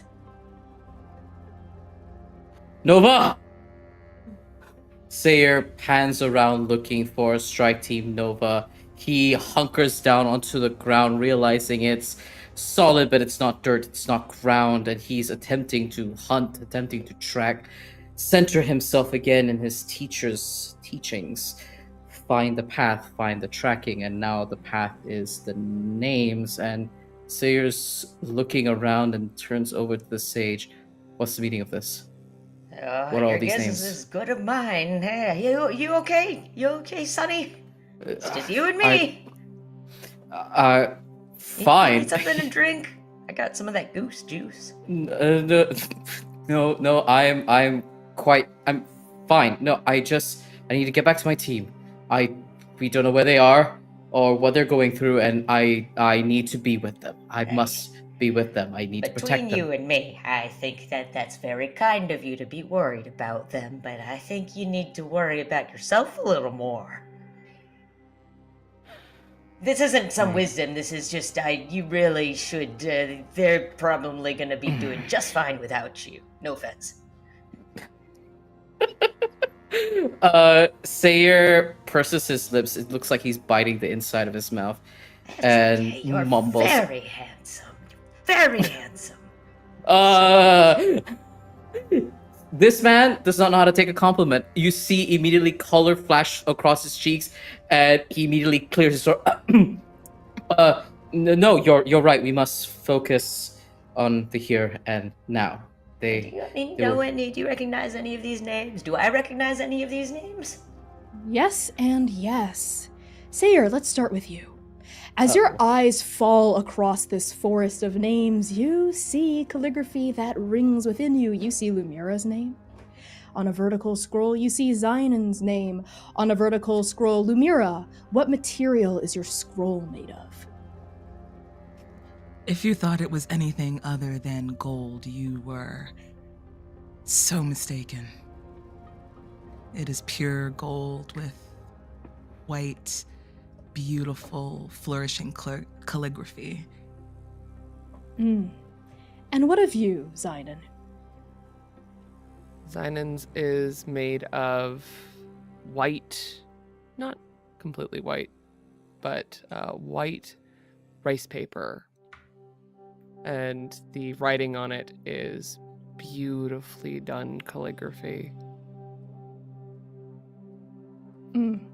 Sayer, you recognize other names as well. You see Artemis's name on a scroll. The scroll is made of animal hide, with ink dabbed in pure moonlight. You see Wuyen's name on a scroll of polished jade, just like the blade of his guandao. You see Lucy's scroll, ablaze with pure magenta fire. You see Kove's scroll with plain parchment, but shining black ink like the metal of her armor. You see Abasi's name on a scroll made of colorful feathers from the highest peaks of the Raya. You see Amergen's scroll, teal dragon scales and dense tree bark, even a scroll for Fate herself, made of pure red thread stitched together so densely you cannot tell where one string ends and another begins. Thayer looks through all of these names, and his face moves with various emotions from clear love and care to just a sheer dislike to longing and hope, and then reverence finally with Fate's name as he averts his gaze as if looking to the face of God, the face of a creator, and he dare not look any further. Yeah, I know these names. They're people in my life. That was a whole journey that happened right there. What's the deal with you and the serious one? Fate? No. They're... No. The other one that had the goose juice. I like her. Oh, Lumira. We're childhood friends. And he says that and the way he says Lumira's name, it's like a prayer. Like a sentence from a holy book. He says it with such love and reverence. We're childhood friends. I've known her all my life. Well, it's good to have friends. Yeah. And Hopching, she's... speaking of friends, you see names that you recognize as well, and I would like to ask you, what names in this forest of scrolls haunt you? You know, it's more so that there's like a lot of blank ones. There's just, there's a lot of them I don't quite, or there's ones that I don't quite, remember them, or maybe I just don't know the characters, I guess. I just never really... Yeah, not a whole lot that I actually recognize here. They seem like maybe I might have, some of them maybe ring a bell, but no, I don't really know. I don't really know many of these. Hopching, you look around, you see names you don't recognize, scrolls that belong to Sayer, your companion here in the forest. You also see blank scrolls that tug at something behind your belly buttons. Names of people you've forgotten. It's been so long, you've been alive so long, you can't remember their names, you can barely remember their faces, their smells. There are To be also honest- names. Go ahead. Yeah, well, to be honest with you, I don't even know. Like, even when it was like maybe a year or 20 years, since seeing them, I still couldn't really tell you who they were. So I think for you see a lot of blank scrolls that, compared to the sheer density of names Sears has, instills within you a sense of isolation. A sense of being at the peak of Tandu Shrine and there being no one, nothing but Misty, and even Misty can't really talk like people can talk. And Sayre, as your eyes land on these scrolls, the ones closest to you, the ink of the calligraphy of their names begins to swirl. They swirl upon being observed, and they form silhouettes and then likenesses of the people that the names are attached to. You see Zynon, his silhouette with the hat and the cloak. You see Lumira with the robe and the golden pocket watch.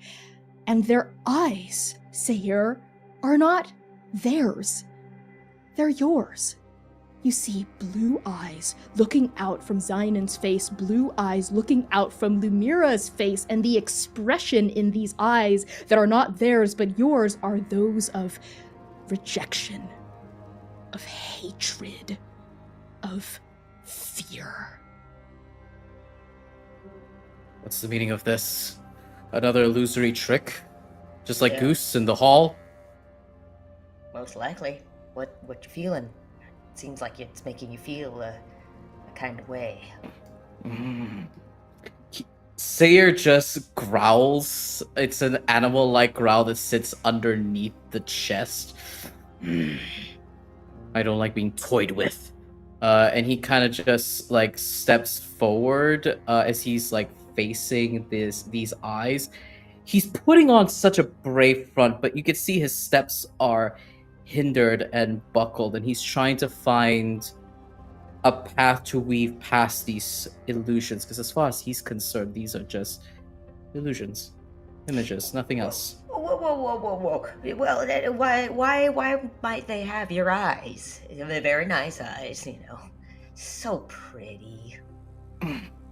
You'd be the one of the few people who think that, he says indignantly, and as he looks at Zayden and Lumira with his own eyes. I don't know. To unsettle me, because I know that's not their eyes. To hunt the fear inside me, corner me like some prey.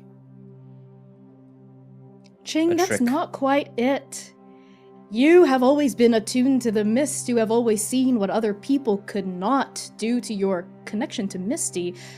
That's not the case here. You see the eyes of this companion next to you reflected in these silhouettes of Lumira, of Zynon, now even of Artemis's silhouette whisking into reality, Wu Yin's, Lucy's, all with Sayre's eyes.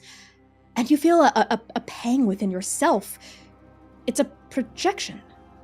It's Sayre's own eyes reflecting negative emotion back at him. These are all emotions he feels toward himself that he's placing in the faces of those he loves. Well, listen, son.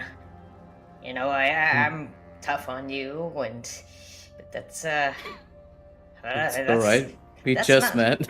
Well, I know, and I was about to say, that doesn't make you special. Like, I'm kind of tough on everyone, because I feel like people just don't take the time, to see what's around them and to think things through and to make the kind of connections that I think that it really would serve them.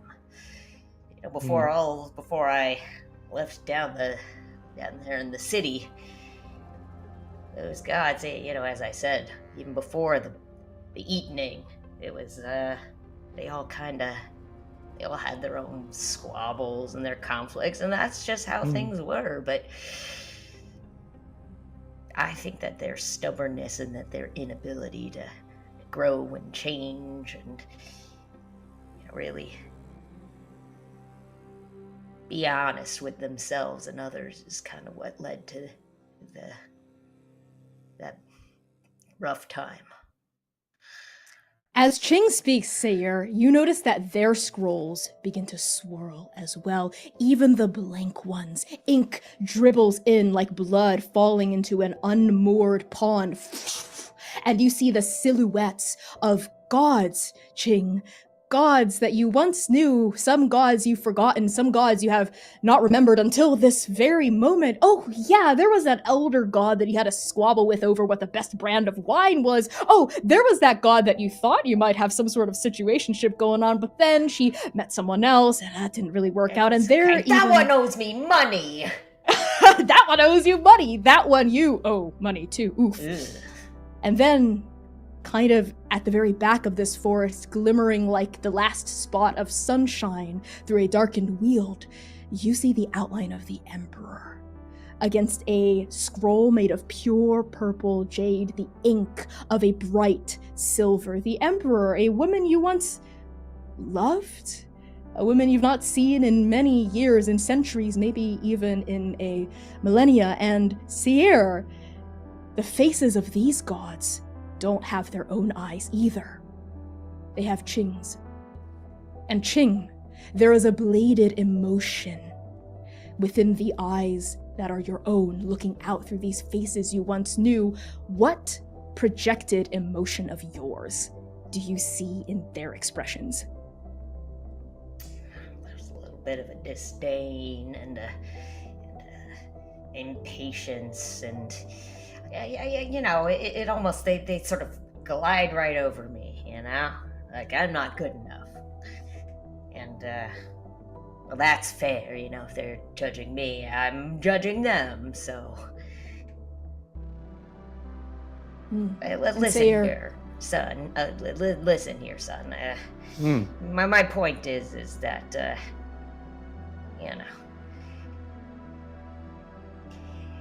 You're hard enough on yourself, you know, just the way that I am. You know, I hold myself to a certain standard, and you don't have to worry about what the others think about you. I feel like you're probably your own roughest critic. And, you know, life's too short for you to spend too much time on that. And Sayer's lost for words for a moment before his eyes kind of like trail past all of the images behind you. And his bright blue eyes focus on you, great sage. And he just says so weakly, "But I have to. I am molded, built to be protector. I was molded, built with my..." And he hesitates. "My sister. We were to be together, and I failed her. I can't be, you say, be true to myself. There's no space for that. If I don't hold up Nova, if I don't hold up all of us, then I can't fail them again. There's no space for me in all of this. It can't be." I mean, yeah, you know, you gotta feed and hydrate yourself before you feed and hydrate others. You doing that? That's part of your duties too. And Sayer feels this kind of rising emotion. I think you see his chest buckle a little bit as he clasps his hand on his tattooed side of his chest, this bright, dark tattoo of a moon or a sun. And he touches it and traces his fingers along the ink. I failed her. My sister. If I feel all of this, and he looks at all of the eyes, Xinan, Lumira's, Wu Ming, Artemis, those eyes that yell out failure, that yell out traitor, mistake. And he feels himself kind of like shrinking like a cornered animal. I can't, Oh, rubbish. Oh, stop it. I am teasing you because I feel teased you because I felt like you could take it, you know? Ching, as you try to calm down Sayer and give him a pep talk, this is Sayer's trial. This much is becoming obvious to you as the seconds tick by, turn into minutes, and as Sayer starts to shrink in like a cornered animal, even as you try to reach out to him, there's a noise like wind chimes. As a breeze comes through the forest, you all see the scrolls drifting like algae in bloom under the tides of the ocean. They make a resonant noise as they clink against each other, and then they discorporate and they swirl. A multitude of colors, a coalescence of magic, and then reform in front of Sayer, next to you, Ching. A vanity. Sayer, you recognize this vanity instantly. It belonged to your twin. It is full of gifts Sing often didn't use. Colorful makeup, golden jewelry, a beloved cudgel pen, and most prominently, a mirror. A polished, shining mirror you can't hide from, and inside of it, a reflection of her. Ching, you see a mane of white hair, you see fateful pink eyes, you see a deep, weeping frown, and then all of that disappears, and for the first time since entering this trial, Sayer, you see yourself. Except, your reflection is weeping. Both of your reflections are weeping. Ching, the river gourd has not spared you from this trial either. Next to this vanity, you see a scroll made of a material that perfectly encapsulates your soul. What's it made of?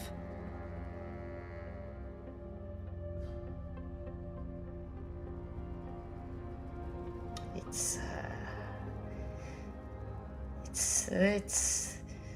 the wind. It's not clear anything. The wind is the thing that really, is part of the mist, but not. Misty and I, of course, have a very close relationship, but I'm not a part of her. I'm not up to this point, I've sort of resisted the call. Not resisted, not like the other gods. It just wasn't my call, so to speak.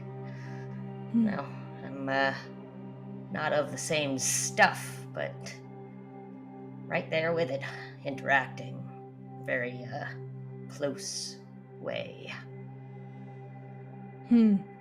Ching, your wind-born scroll bears a swirling, gale-like calligraphy, as though it were made up of a bunch of different feathers, heron feathers. It bears the calligraphy of your name. And the ink of these feathers, it swirls to form yourself. Not just a depiction of yourself, but a actual reflection, as though the surface of this wind were a mirror. Just like Sayer, you see yourself standing in the midst of the forest of names, and just like Sayer's reflection, yours is also weeping. Sayer, inside the mirror of this vanity, your reflection moves. He lowers his head. His antlers curve in on themselves like knives pointed inward. Their karta is wrinkled. Their kajal is smeared, running down their cheeks in thick rivulets of inky black. They are disheveled. They are disassembled. They are so small. He is weeping, and you can hear it, those soul-racking sobs vibrating through the glass of the mirror, and he is saying, my brother, why have you forsaken me?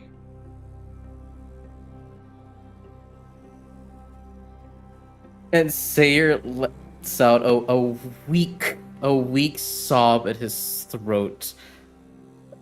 A part of himself he's denied. Sayer the brother. Sayer the protector, shelved forward only to imprison the brother. The one who weeps and begs for his sister again. No, no, no, no, no. I.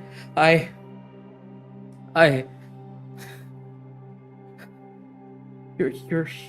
It's all right. I miss her too. I miss her. I miss her Why? so much. Why do you hide me? Why do you hide us beneath her smile? She's gone. And in that same gesture that you used to hide her, you are losing me. You are losing us.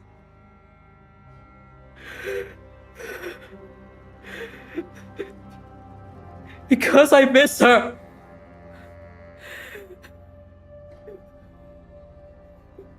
Because if I don't see her face, then what is the point? What is my point? I am made with her, together with her. We were to walk together. I am a brother, but what's a brother without a sister? Without a Look sister. at me. Look at me. You are not carrying her memory by wearing her mask. You are abandoning it. Because you and I, we both know deep down that the real Sing would never have let you get away with hiding who you are.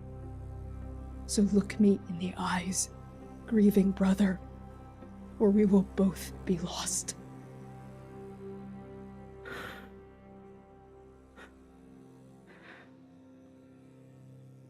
And Sayre freezes for a moment, the tears streaming down his face, his own cudgel fading and smudging.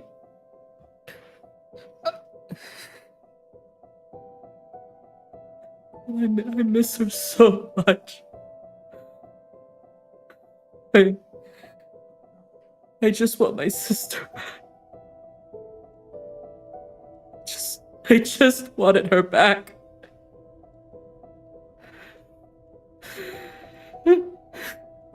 As the tears pour from your eyes, Sayre, they are as warm and as true as blood. Ching, as your companion weeps and his reflection weeps, a movement in the reflective surface of your own scroll catches your attention. You see yourself crying. This old man with the long beard and a half-cocked smile, and yet his eyes are welling with tears, and they are spilling past his cheeks, and they are turning his beard and as damp and wet as a summer torrent. Why is he crying, Ching? Well, there's not a whole lot to cry about, but at the same time, there are some things that I'm sure he regrets. I think that, maybe if I had reached out a little more and been a little more patient with the other old fuddy-duddies down in the city, they could have also, I could have worked on them and they didn't have to, eat each other alive. A real shame that I just didn't have time to deal with all of them and their insecurities and their fears about what happened when the mist called them. They may not have had my relationship with Misty, but perhaps they could have got to know them better.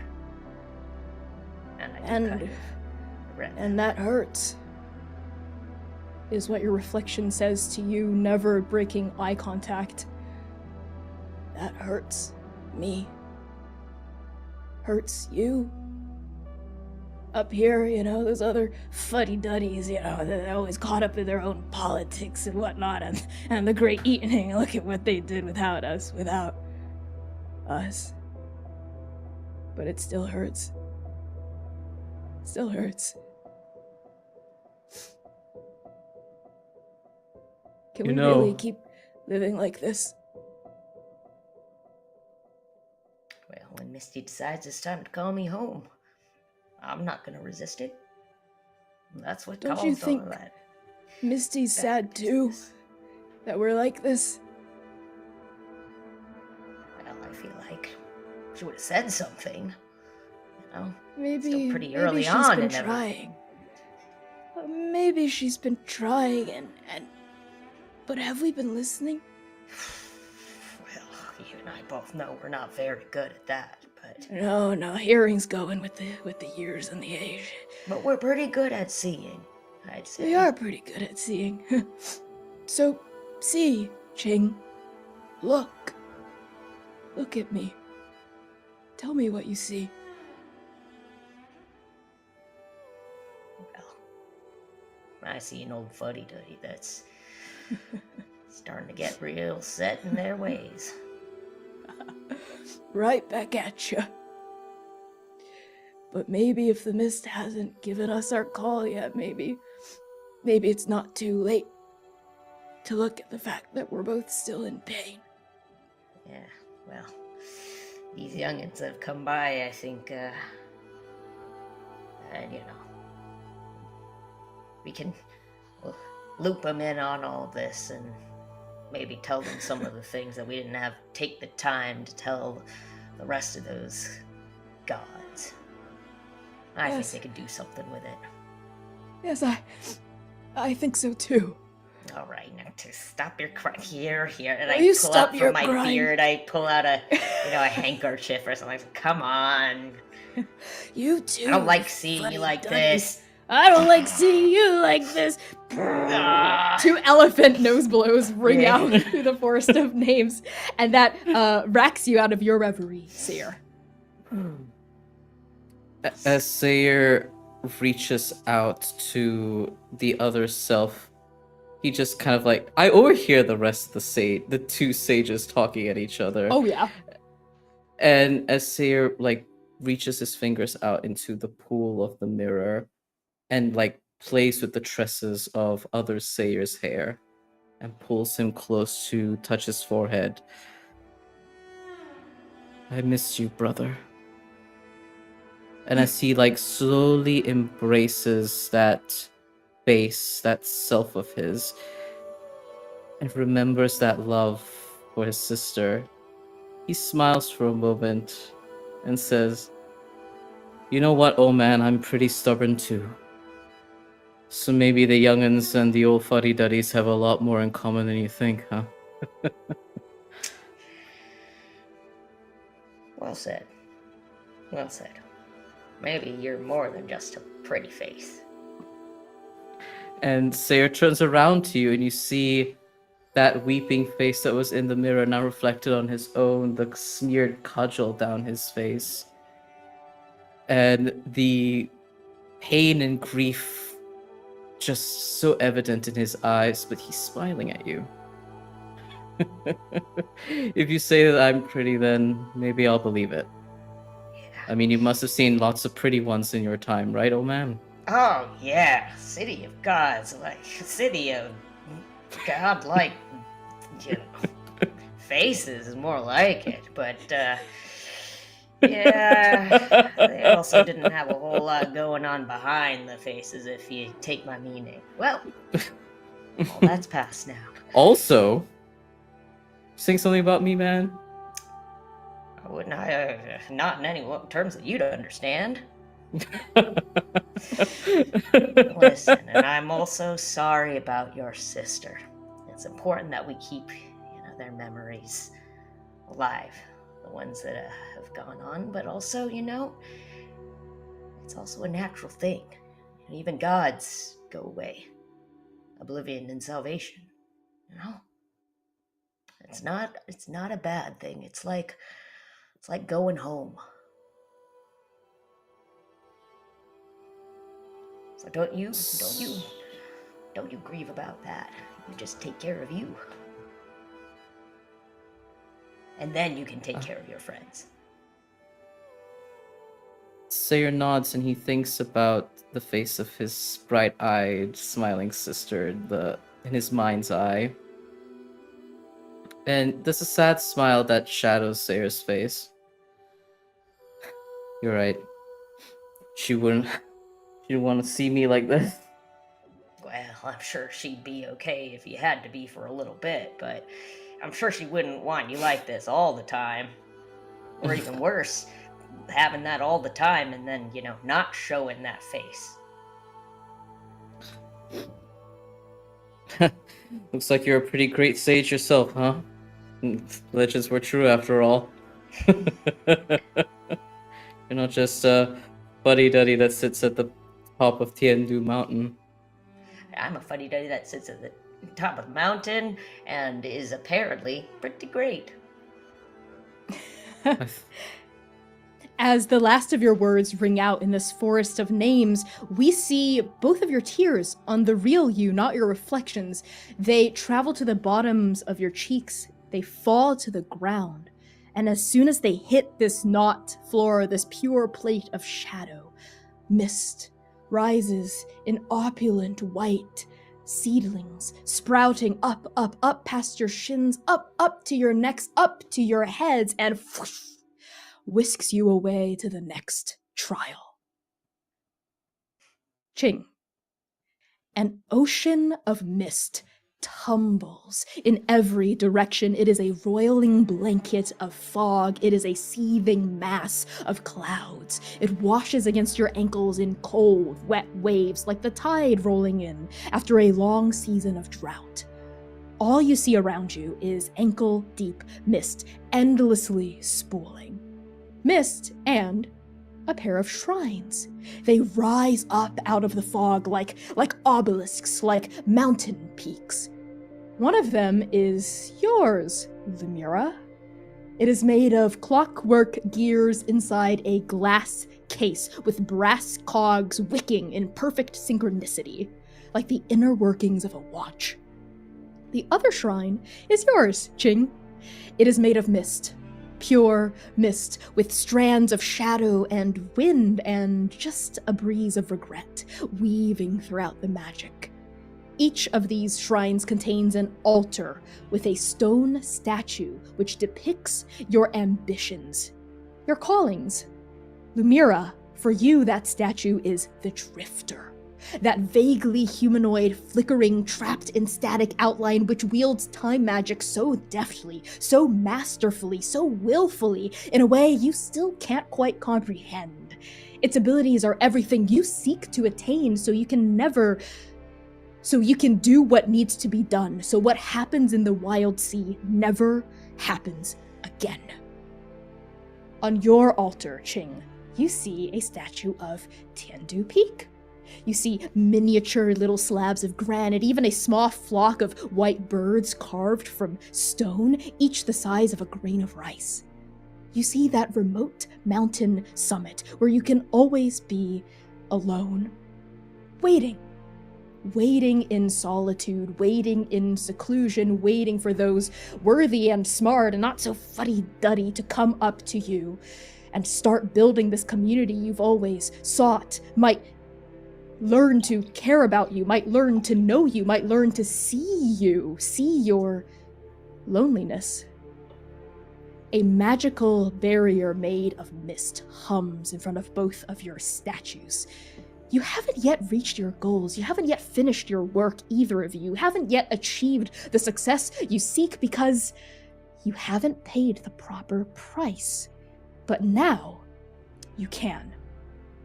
An offering bowl sits in front of each altar, a brass dish that beckons you, a scale. Balance it correctly, and you'll unlock that barrier and get everything you want. Ching and Lumira, the two of you and the two of you alone, stand before the scales of sacrifice. Are you good at math? I think we gotta balance these scales, and it's like one of those things where, like, if you have a bunch of little things that are equal to my big thing, or they're all at different. So there might be or maybe math's not involved at all. What do you think? I have the utmost capability in my intellect. So, if these scales work, the way scales typically do work, then you were correct in your first assumption.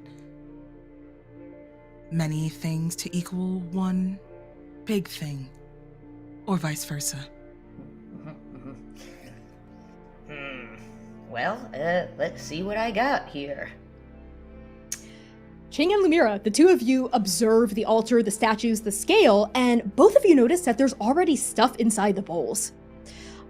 This is the cost you've already tithed in search of your goal. Lumira, there is liquid gold in your dish. And you know instantly how much it weighs. It weighs 8 years.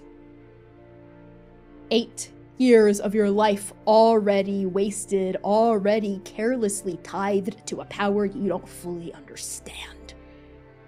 As for you, Ching, what price have you already paid for this seclusion?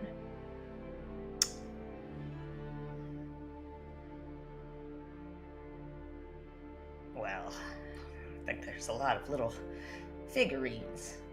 The tiny little gods, all made out of different kinds of stone, or wood, or natural materials, or even metal ones, for the really fancy ones. And, I gave up a lot of those, and some of them were quite easy, but others, not as much. But I always could make up different reasons why it was okay. People, connection, a community. That's the price you've already paid in search of a better home. And yet years have passed and no better home has come. No other god has followed. Lumira and Ching, how do the two of you tackle this trial? All right, so I'm gonna call out some numbers here, and then you can do the balancing. All right. So yours, I'd say there's about 50 gods here, of the ones that are more or less important. I don't know if you do the arithmetic in your head of some I'm of them counting. there's just about okay, I'd say about like 10 of them are jade. Say like 4 are gold. I'd say there's some that look to be straw. About like 20 of those. What are we at? We're currently at 36 if you were adding them all up. Okay. Then let's see. I think it looks like Or subtracting them, rather. yeah, it looks like a sandstone for 2 of these, and then 2 more of lead, and then the rest seem to be some sort of a like bundled straw. I don't know. How much is it add up to your thing? And Lumira just stares at it. She hears your question, but you can tell she's trying not to actually acknowledge.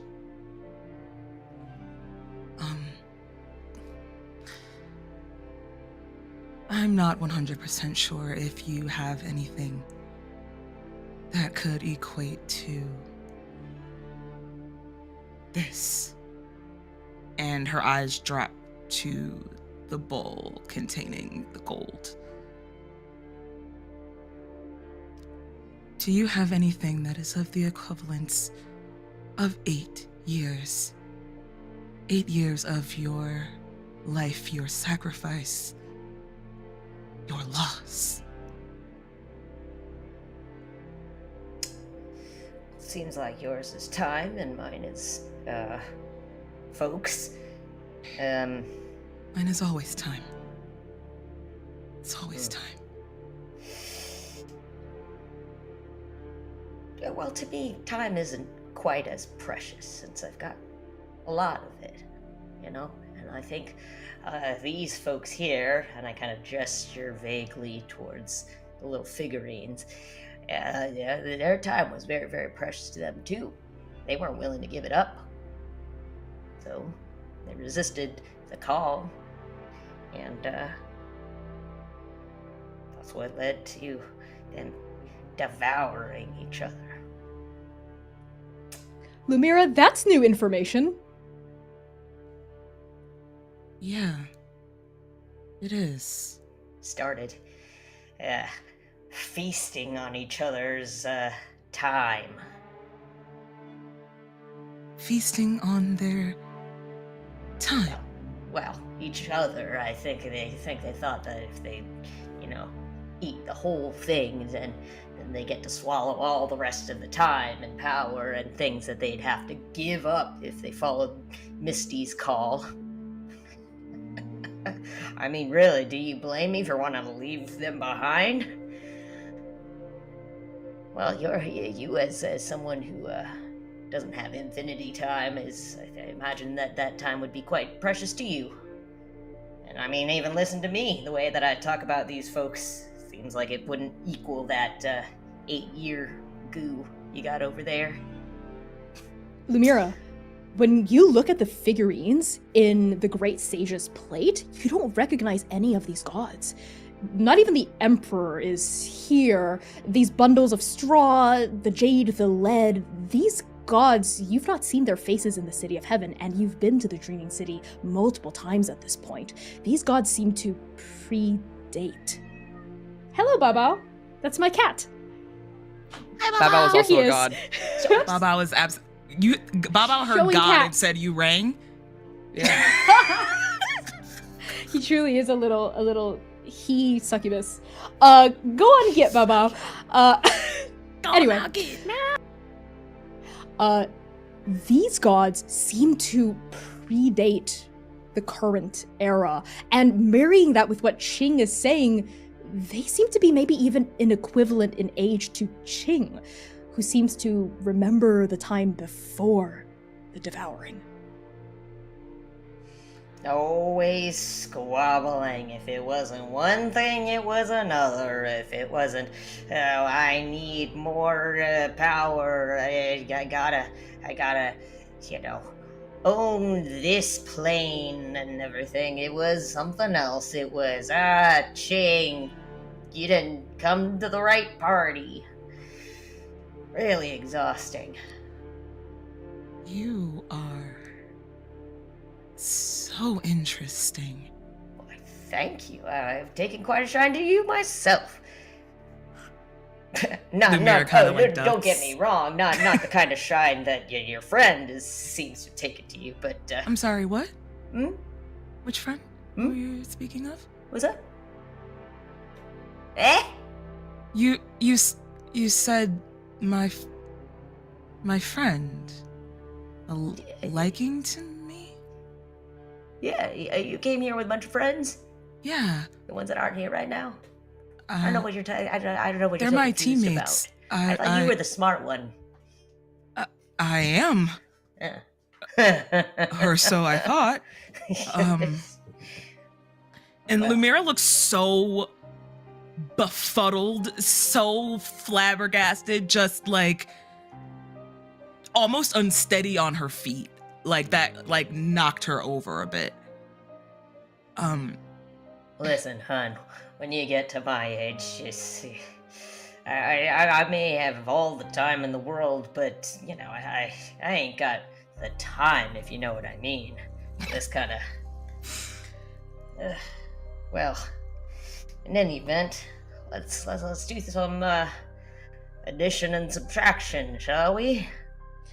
Ching, as you turn your eyes to the scale and focus on it, similar to how you'd focused on the gourd, certain details about Lumira's trial, this is undeniable at this point, begin to come to light.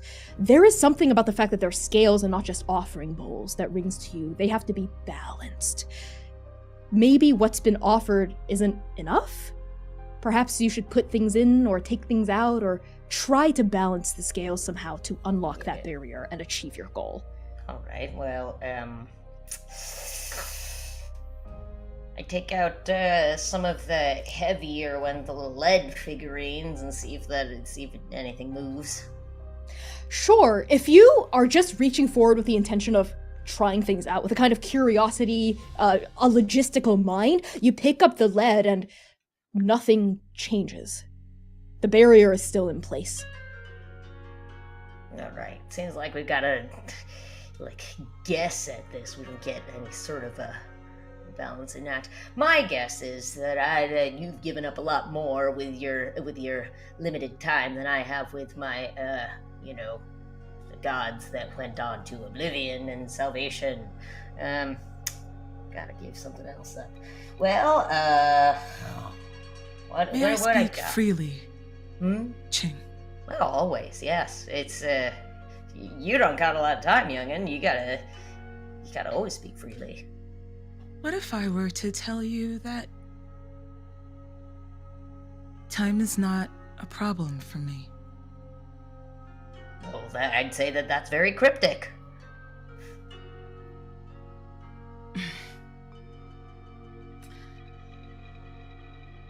I heal. That is my calling. That is what I do. But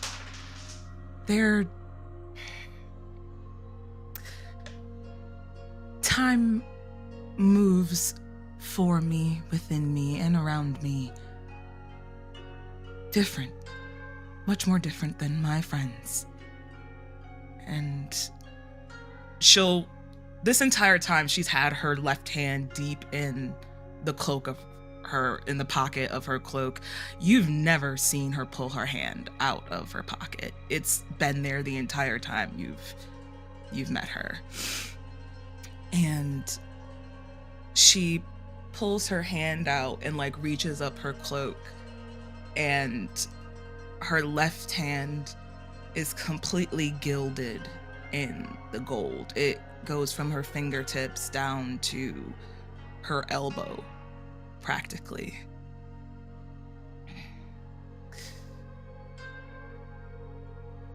This was because of this, I think.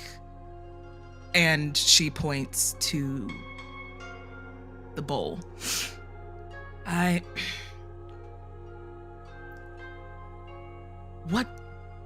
What weighs more than time? How does one equate that?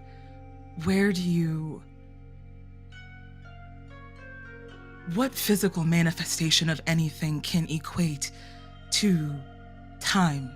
Well, I'd say that it's all, it's relative, and, now that you've, finally said something about it, I mean, it seems like, your chrono fuckery means that it's not quite as precious to you as, it would appear, as you would let others believe. So, if time itself isn't as, it's a little more fluid, if you will, for you, then I think perhaps you have to give something up that's different than time.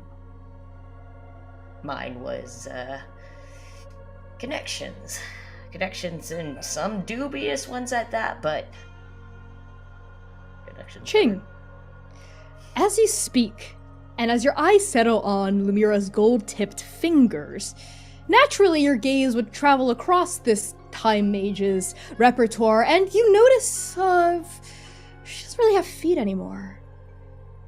Her feet have faded, and she is continuing to fade upward the longer the two of you spend in this trial. You notice you don't really have feet anymore. You don't have robes at the bottoms of the hems. It's fading upward, slowly, so slowly, painlessly this entire time, but inextricably, like a single droplet of water hewing away at a timeless boulder. Ching, if you would like, you can gaze into the mist to try to see what the hell is happening here. Oh, absolutely.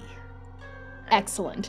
So when you gaze into the mist, for answers or signs, roll 2d6 plus tags. Okay. I would say attuned, of course, and Mhm. intimately familiar with the mist, of course. Mhm. And, I see too much, but I've also seen it all. So, um, yeah, I think, That's a +4, yes? yes. Okay, so let's say you're looking for the answer to what the heck is happening to the two of you in this moment, so go for it. Nope. Oh boy. Mandy. Carefully find.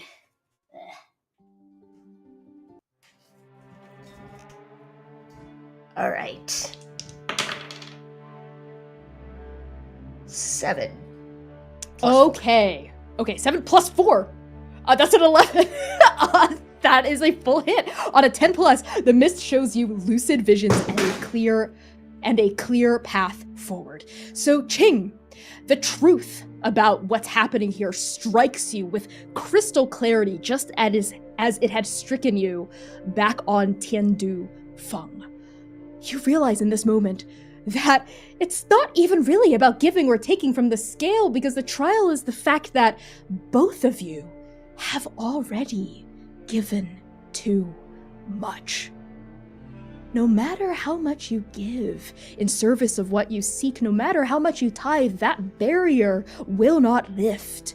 Even if you pour every single ounce of your soul into these offering bowls, because balancing the scales doesn't mean pouring endless sacrifice. Balancing the scales means stopping, resting, so you can see things clearly, so you can realize when what you're doing is hurting you. This is the truth that you, and in particular Lumira, has been hiding from, that both of you have already given too much. The price, in so many ways, has not been worth it. And with a 10 plus, I'll also give you this. As your eyes fall on those gold-tipped fingers, you see this focused mage, you see this ambitious cultivator, this overworked child who has tithed too much of herself for a power she has not stopped to think about, because she wants to keep moving. She needs to keep moving because she thinks rest is death, but true death is what she's tithing. She's making the exact same mistakes that you've already made, Ching. And if she keeps giving and giving and giving and giving, then she will end up exactly like you, alone. I've got an idea. So I'm gonna take that. So I take my plate and I shuffle on over to where she is. I start as I ruffle around in my beard and I pull out the decanter. I pop it open. I and definitely don't need any more. pour it into your bowl, and I put the cork back in, stick it back in my beard, and then I start taking the little figurines out of mine and stashing them away in my beard, and I say, "Hey, well, here, hang on," and I I finish putting all the figurines away, and I put some more of, well, this time I have a little canteen of tea, and I put that one in mine, and I say, "Bottoms up." You need some of that time back.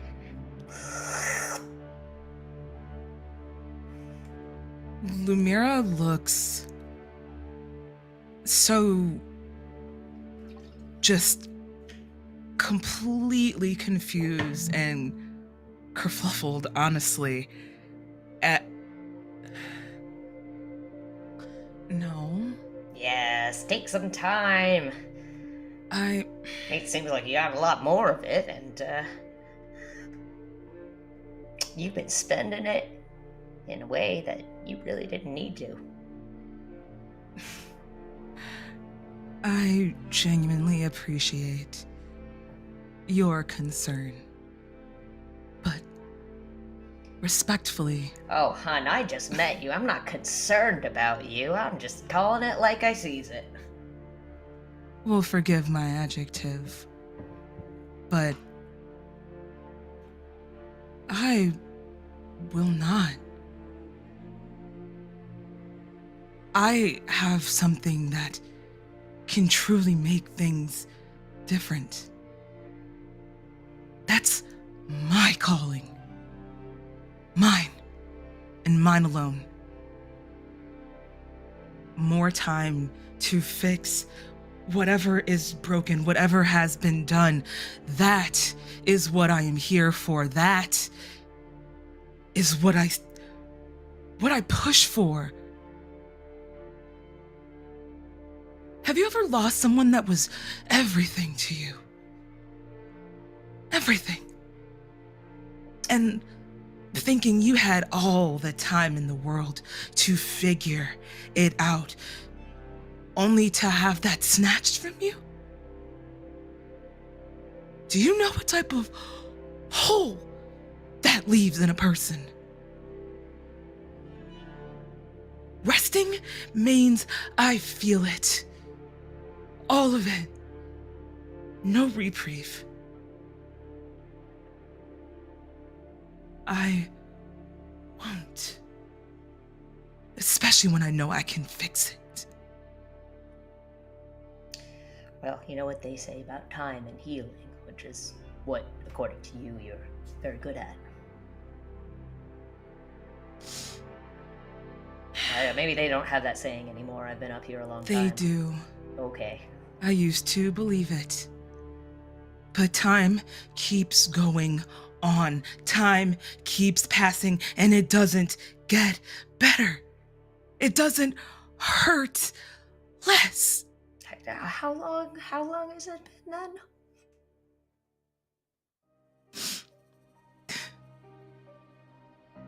What does it matter? Well, I mean, just how long has it been? Oh, we're talking like 1,000, 2,000. No. Actually, it's still fresh. And she wipes her face quickly. It's still fresh. Okay, well, so it seems like you gotta give that whole time and healing thing a shot first before you poo-poo it. And it can't just be kind of like a cursory exploration of those two things. It's gotta be a genuine commitment to it. I don't do anything half-ass. Well, it I seems never like have. you've been doing that in terms of taking time for yourself and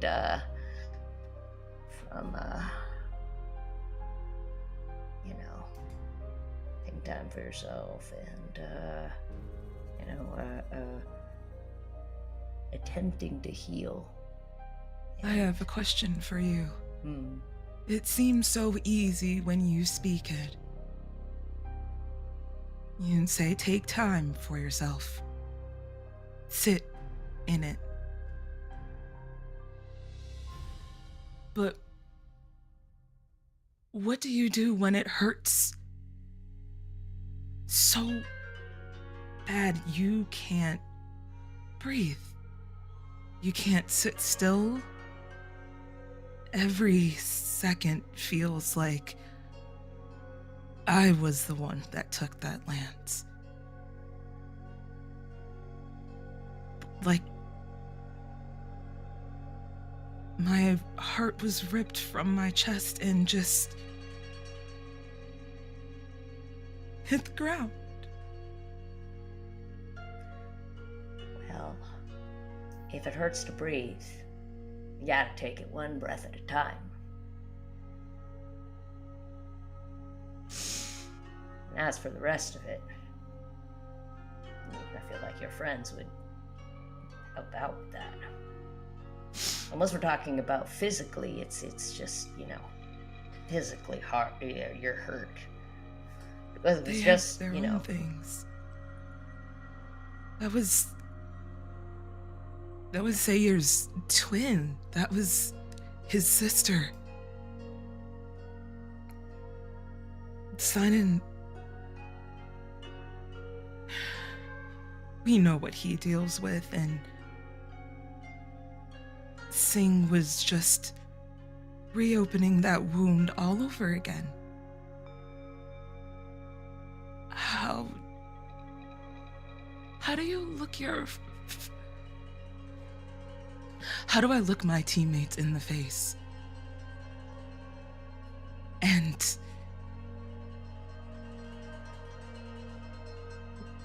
I see how much they hurt? I can only help so much.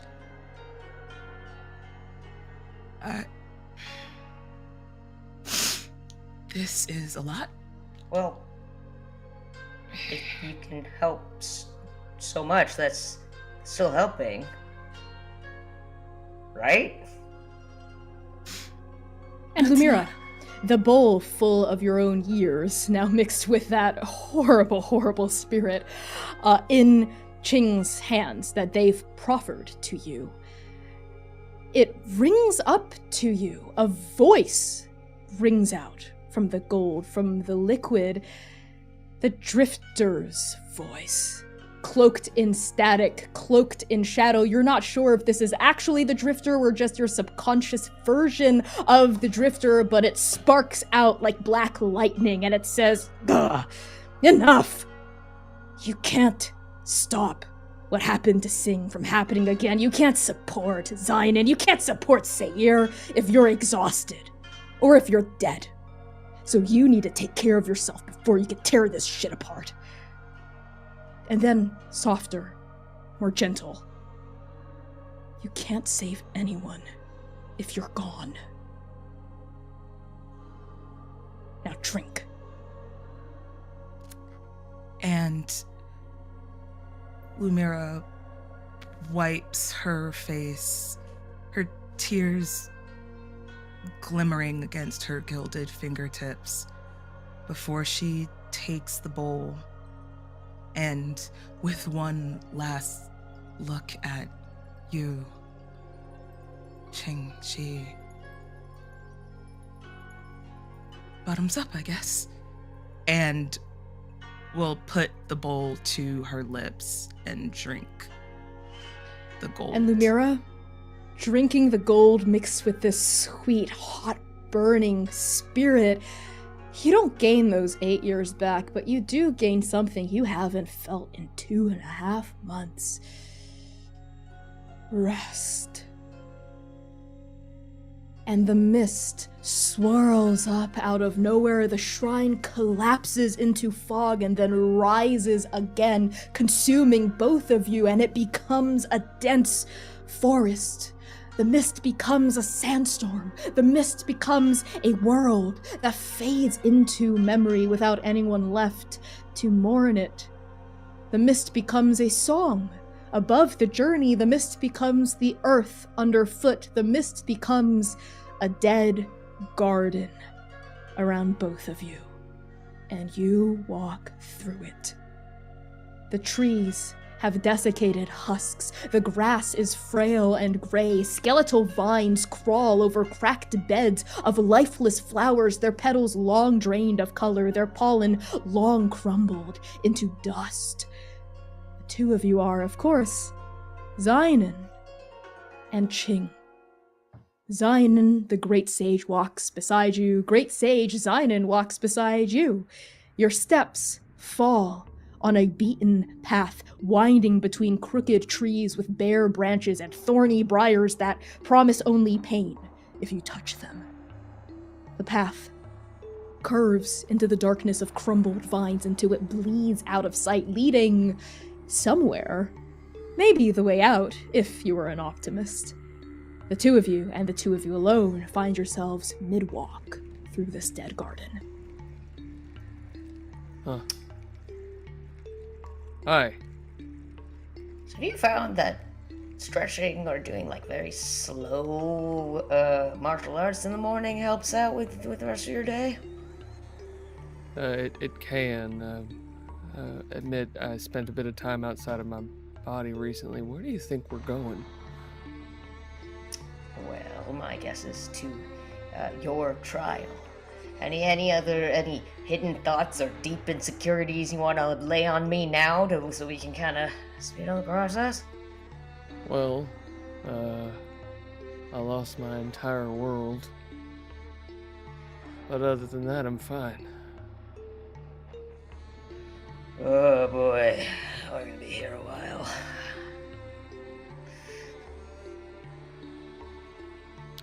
No, it's, I think we're already... It looked a lot like this. And he scans the trees, but they're too dense. They're not quite right. The garden is too much of a garden and not a field for crops. This is, not quite it, though. Well, what do you, what is the difference now? Well, for one, I wasn't from a valley full of dead... Well, they were eventually dead trees. Oh, I was about to say, I mean, if this is your world that you lost, you know, oh boy.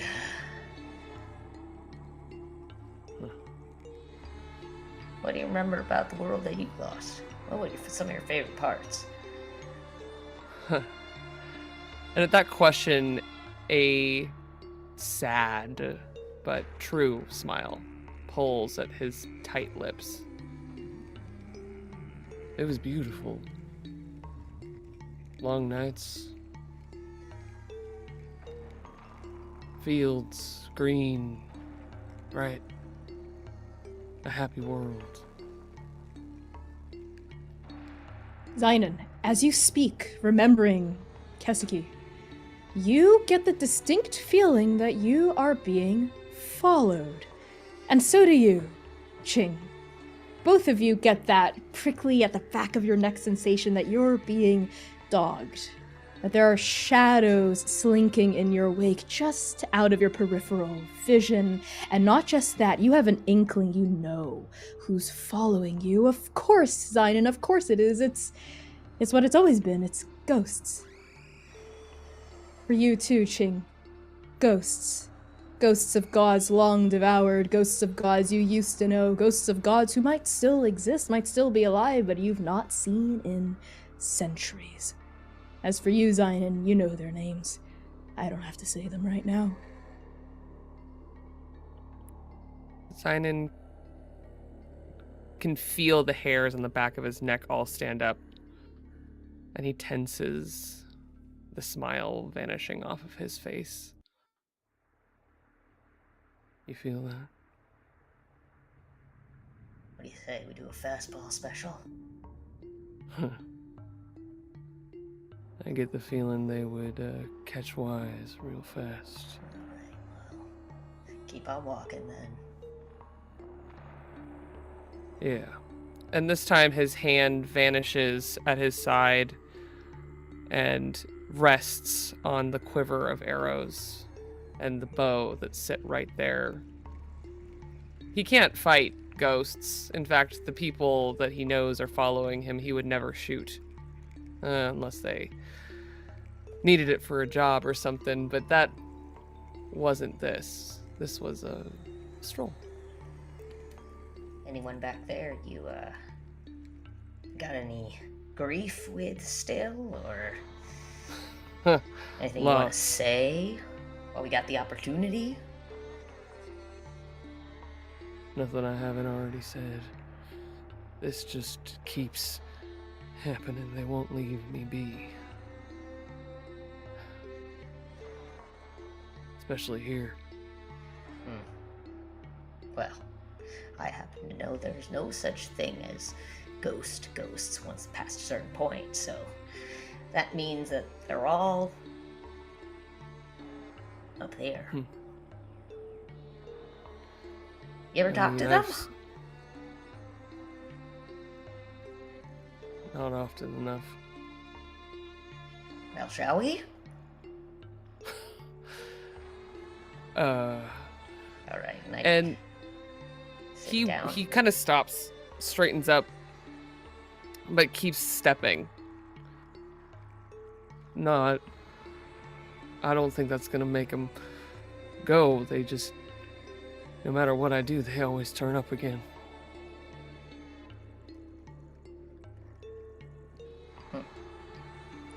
As the two of you continue to walk, slowly bleeding into your conversation, you notice patterns beginning to form in the nature around you, up in the sky, the darkened sky above your heads, mottled with constellations, swirling from the whorls of tree bark, scrawled from messy loops of thorny vines, etched into stone, carved against the dirt. Not just patterns, messages. A single message repeating in an interlaced fractal. Look back, with love on your tongue and pain in your teeth. Over and over and over again. The sky is singing it to you. The soil is groaning a dirge. The tree bark beckons.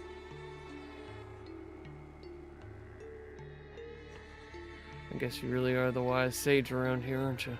Well, I'm kind of the only sage around here, I'll be honest.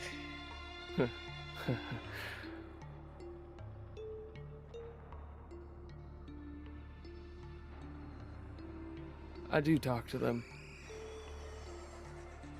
Is it nice? Do they talk back? More like scream.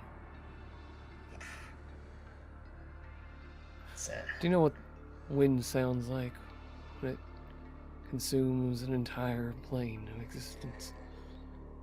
Blots out the stars.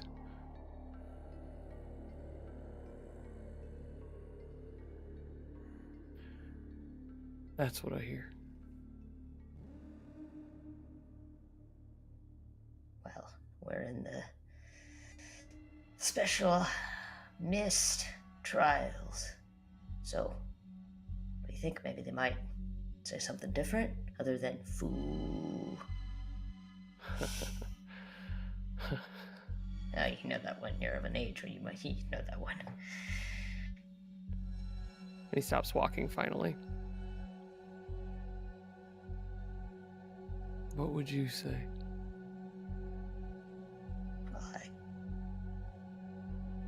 probably would apologize for, being so standoffish and impatient, and for, that one time that I went into the town square and gave everybody a good stern talking to about how they were, well, I don't want to use that kind of language here, but I think that no matter what conversation happens, that it's always a lot better over a nice pot of tea. So I go over to a rock near an old decrepit tree, and I start pulling out different items from my beard. Miniature, warmer and a tea kettle and a bunch of cups and a large square of cloth that I lay out next to the rock. Here. You just have all that? Well, you don't? Well, when you He get to pats my himself down. Well, when you get to my age, you'll know how useful it is to always have some tea on you. I start setting this up, and I hand you a bunch of a tray of cups. I say, okay, start laying those out there on the blanket. All right. And he Busy doesn't himself. ever fully turn around. He keeps his back behind him still, but he just cuts a small glance behind him as he moves and sets down the cups. As you cut that glance, you see something shimmering on your periphery. It is a cherry blossom, perfectly pink. The only spot of color in this desiccated garden flits past your head behind your field of view.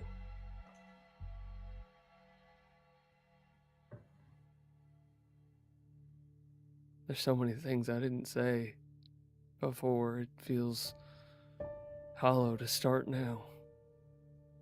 Listen, the best time to say something was yesterday. The second best time to say something is right now. So, I don't know. Do you think ghosts like caffeine or non-caffeine? I'd say since they're already asleep, perhaps something. Let's do some nice rooibos. Start preparing the tea. Well, go on. Oh, wait, not yet. Can I start pulling out sweets? It's yeah. You know this one? The Hana Ikata? Little, the flower and the raft going up to heaven. It's all wrapped around. It's like very, very elaborate. Takes a long time to make. I made a bunch of them for just such an occasion. You just make these. Gotten quite good at them. I was I'd say about 200 years ago, I think. I spent a good couple of years perfecting my recipe. There's an old couple in town that used to make them. Ah, well then they'd know that the trick is, being patient with the sticky stuff. Otherwise it gets all over and you can't control it. Got patience, patience. Work Set it nice out and slow. different sweets. All right. I haven't thought about that in so long.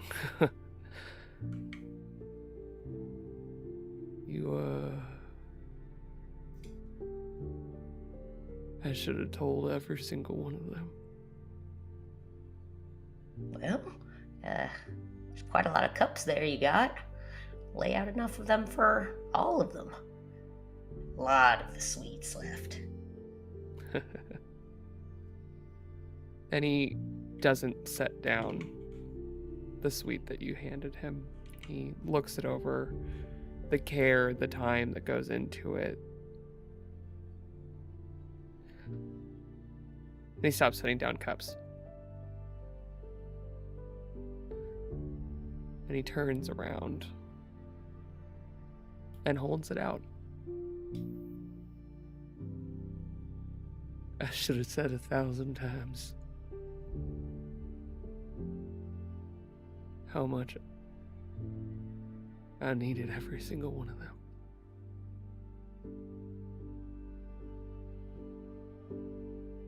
That I'm sorry.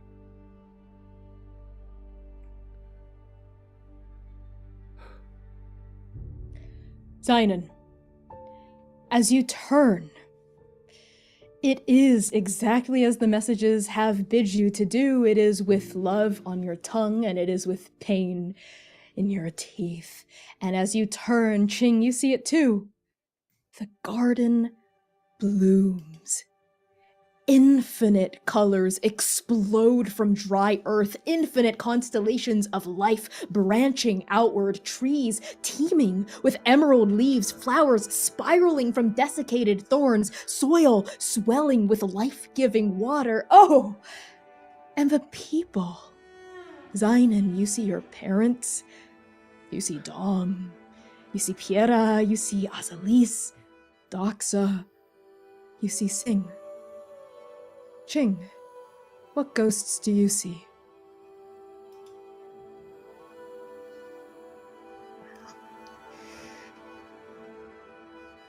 I wasn't always closed off to companionship, and I think that there's plenty of gods from the city that have since gone on to oblivion, or that have, I don't know, according to these young folks, just up and vanished. But, yeah, lots of folks I hadn't thought of in quite a few years. Quite a few hundred years. There's the person you're in debt to. There's the person who owes you. There's the person that you might have been something with. There's the person you almost considered a child of sorts. And there's the Emperor, too, just out of focus. All of these ghosts are right here in the garden with the two of you. Their forms are shimmering and immaterial, like a dream within a dream, but they are here. They've always been here. Their presence, their memory is a dagger in your heart. Yes, it is a pain in your teeth, but it is also a gesture of connection, a haunting of love brimming on your tongue. And the pain. Oh, the pain. I am so sorry, Zynon and Ching, but the pain that hits you in this moment as you turn around, it is immense. It is almost unbearable for a ghost, for a mortal, for a god to feel. It is the worst thing either of you have ever experienced, and that is an ontological truth of the multiverse. It brings you to your knees. It makes you beg for mercy in tongues you could not speak until this point. It reminds you of everything, everyone you have ever loved and lost, who you might ever get to love and will lose. So why, Zynon? Why do you, in this moment of incandescent suffering, why do you thank it? His knees try and buckle. He's done that. He did it in the Wild Sea. He did it on Kaseki. But there is a calling deep inside of him to survive. No matter what the journey puts on him, surviving isn't sitting still, and he forgot that. And he feels that pain, and he remembers it stopped him once. The fear of feeling it. But now that he's feeling it, why would he sit still? They're right there. And it agonizingly, like stepping into the stab of a blade, welcomes the pain as he steps towards all of them. Zynon, you impale yourself upon your own heart as you step forward and you address the ghosts. I miss you all every day. But you're always with me. And he looks to Sing. Finally looks at her. Not Seer impersonating her. Not some statue that he hasn't even seen yet. You were perfect. You are.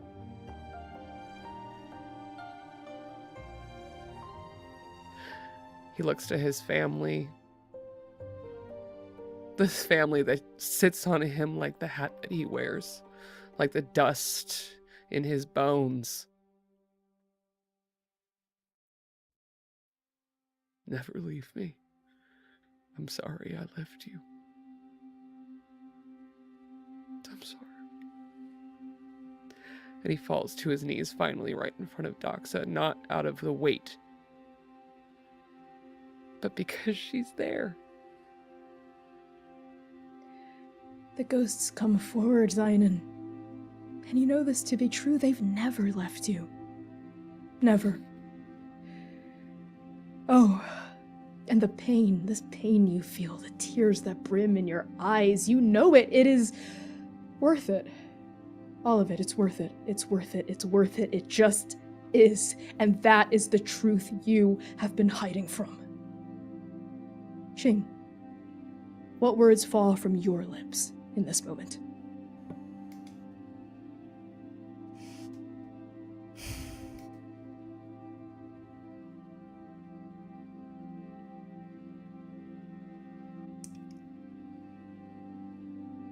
I'm not gonna say I told you so.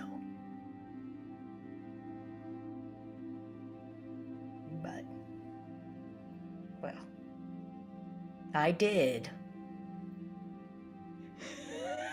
But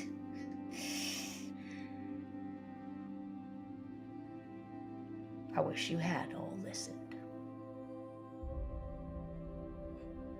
But these youngins and I are gonna make things right.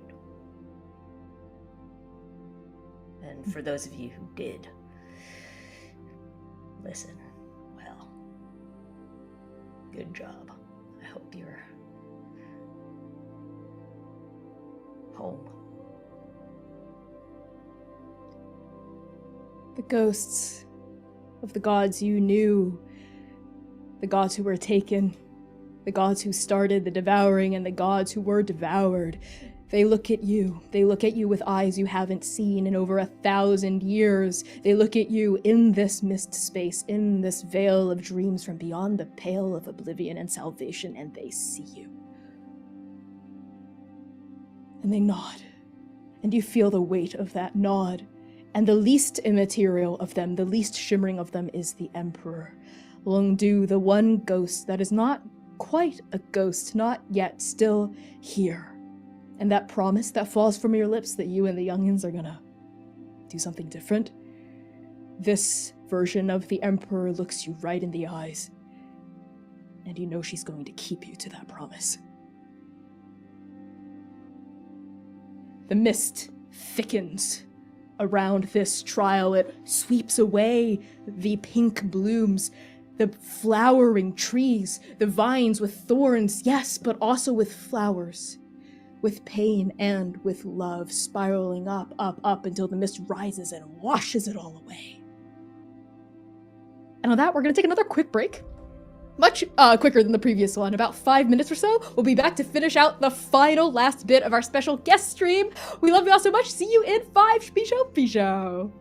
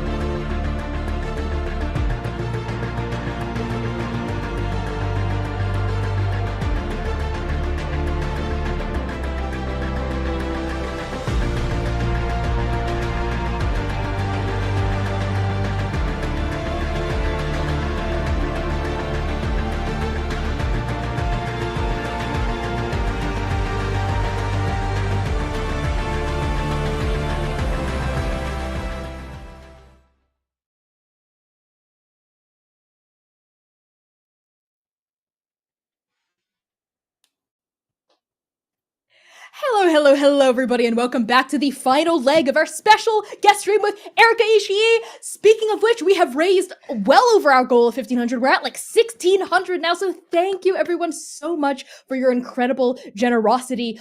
We have a new goal for the end of the stream for this final, like, less than 30 minutes, 1,750. If we hit that, goose one-shot? Goose shot? Who knows? I don't know what that means. We'll figure it out. But that's what we're saying. Goose one shot.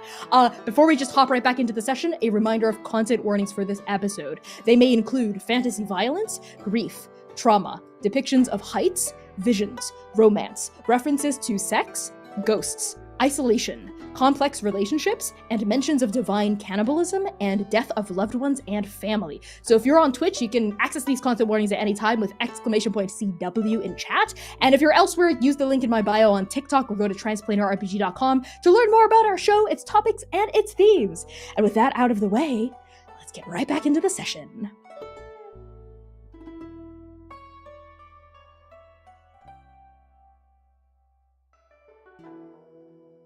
Before the apotheosis of Long Xie Feng, before the first god killer of the sister realms slew her sibling because it had to be done, before the devouring, before the mist turned foul, there was the equilibrium. An era of peace, an epic of harmony. The river, before it was known as the mist, flowed freely between the realms, this font of power, this lifeblood of magic, this force whence all things come and all things return. The time before is exactly as you remember it, Hopching. Sweeping skies of azure blue, snow-white clouds as sleek and elegant as the underbelly of cranes, pitch-black rivers moving in lazy strands on the earth below, bright vermilion fires glowing in shared hearths. This is the age you were born in. This is the age only you recall. And you see all of it now. Standing at the top of an emerald green hill, a gentle breeze, a wind, kissing your skin. It's as though the devouring never happened in the first place. And Hop-Ching, you're not even old anymore. You're young. You're in your prime. You are the way you used to be, the way you almost forgot how to embody, unburdened, untethered, free. What does this version of the Great Sage look like? Let me be very clear. Number one, I was always at heart an old man. Number two, it wasn't that great during the equilibrium. All the gods were still squabbling, there was still wars and conflict, and there was still, like, nothing's perfect. Heaven was never really heaven as, the mortals think about it. That's just how it is. Of course, people weren't trying to eat each other, but, still. It wasn't perfect, but it was home. It was home. It was. And Hop-Ching, you're not alone. Next to you, upon this hilltop, are the 3 cultivators and the one god who came asking about the river gourd. You see Strike Team Nova and you see Xiao Cheng. And for all of you, it's as though no time has passed at all between your trial and what's happening right now. As Xiao Cheng is whisked in through the mist along with the rest of you, they land on this emerald hilltop and look with bright, dazzled orange eyes. What is this place? It's in the before times. Long ago, before the devouring, you call it? Yes, this is the before, this is the equilibrium? No. It really existed? There really was a time before? We didn't call it the equilibrium, we just called it, we didn't really call it anything. We just called, That's I think, true. If you're in an age, I suppose you don't really call it anything, but this is amazing. Look at this, it's so peaceful. It looks so perfect. Ish, yes. Of course, there's still,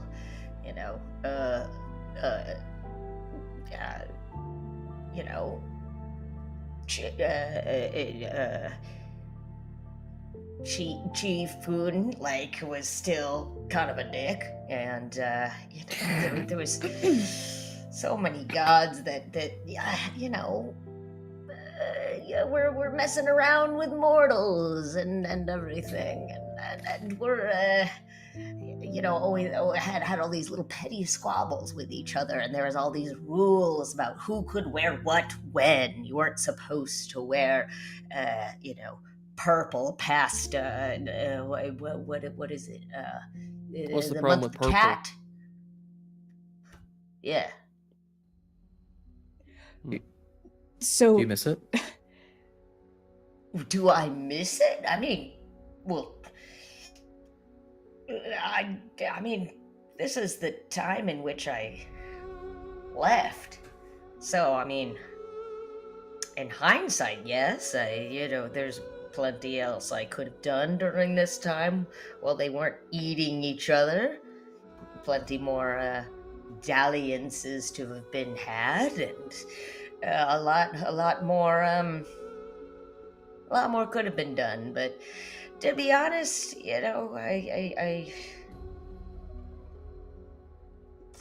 I think what I miss is the option that it provided, if that makes sense. the option for what? Well, for connection.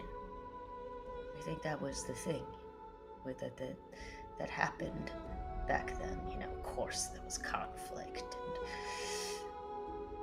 and absolute buffoonery, if you'll pardon my language, but We can use stronger terms than buffoonery to describe the worst period of the Sister Realm's history. yes, I mean, but I mean the buffoonery happened in the, as you call it, the equilibrium. Yes. But you could still connect. I think there wasn't a desperation. You know why they caused? Why the big eating happened? Why? You know? Please The rest please of share your anybody knowledge. else see this very clever one, Lumiere? No. Lumera, any ideas? What caused it? If Greed. I'm. Yeah. Not just greed, but. Power. Fear. It was fear. See, all of us get the call of the mist. Misty comes and she says, "It's time to go home." And I think that's just the natural order of things. All things end, even gods. But I thought- those fuddy-duddies, yes, I said it, they didn't want to go. A god went against Misty.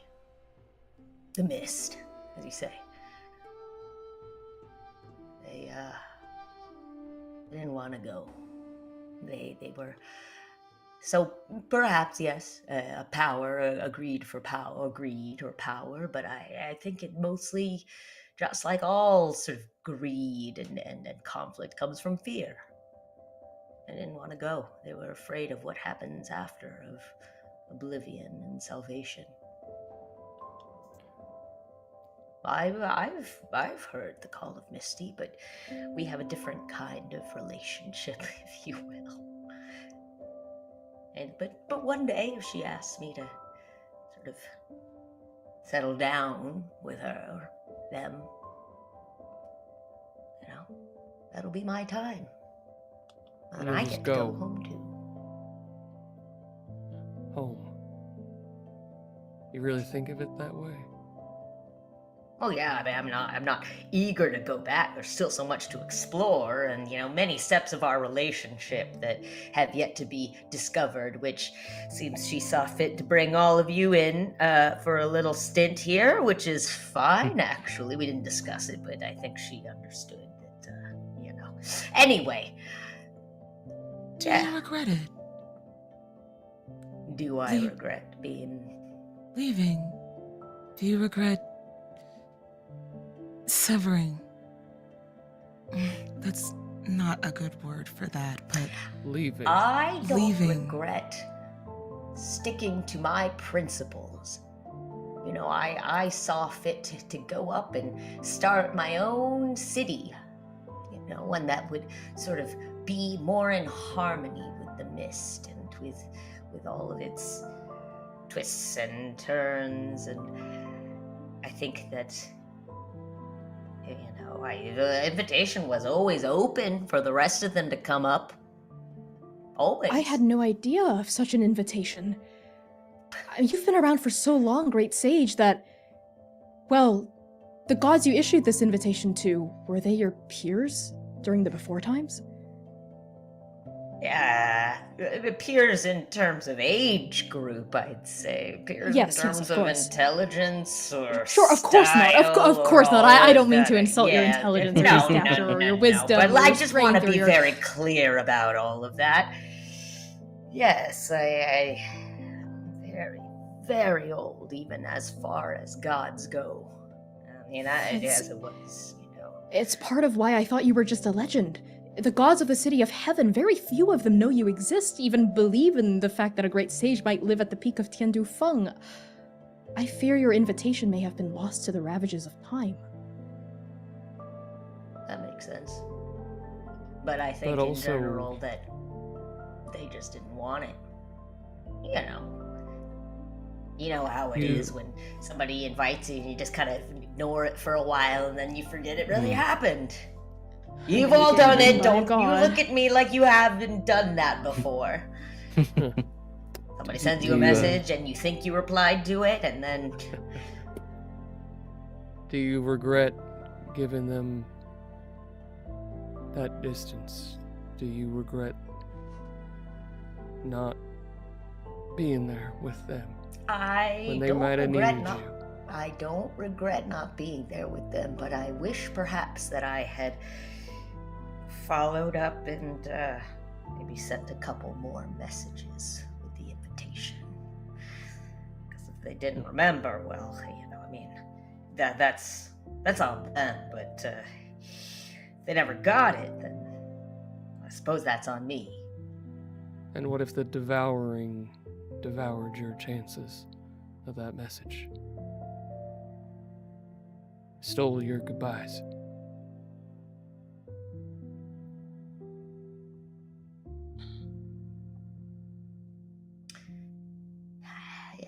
I think that you youngins with you have a lot of recent, fresh grief, so you might not want to hear this or not be ready for this, but closure is something you have to give to yourself. And I've had 1,000 years, and sure, that's just a blink of an eye, but I do my thinking pretty fast. And the thinking that I did has convinced me that I made my mistakes. And if there's a chance, like working with you young folks to make things right, then I'll do that. But you gotta let it go, or it'll consume you. Just like the great eating did with the rest of them. You gotta let it go. Whether that's your grief, well, not your grief, you can always keep that with you a little bit if you'd like as a treat, but whether that's your guilt or your single-minded determination to save the world on your own, or your sort of need to push down the grief. You gotta give yourself closure for that. And Xing, as these words tumble from your lips, you realize why Misty did this. Ah, that rascal, why Misty pulled you into the gourd with the rest of them, pulled you along to each of their trials, put them through a trial in addition to Xiao Cheng. It was to give you this opportunity.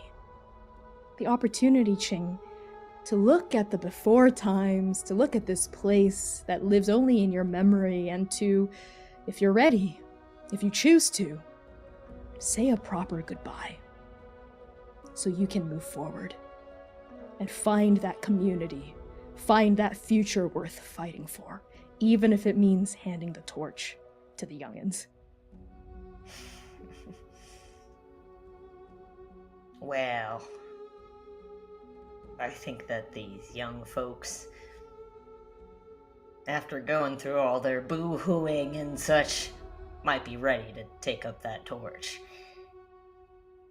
What do you say? I have never felt more ready for a challenge. You'll rise to any challenge. True. Is it so bad? Being afraid? Oh, that reminds you what keeps you. In some ways, it reminds you that you're alive. So, well. Then I've been alive this whole time. I think I'm ready. Right. You heard think him, I'm Misty. with you, see. Thank you. Glad you all came up to my place for a drink. Precious water. I want to thank you. Genuinely.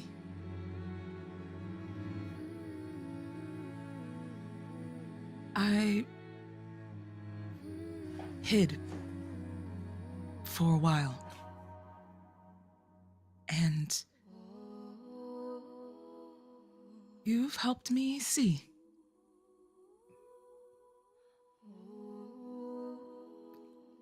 I'm usually a lot more articulate than this. You really don't have to impress me. That's fine. I like you quite fine the way you are. I appreciate it. I can see it all in your face. Yeah. Lumira curtsies, bows again, great respect. What do you say?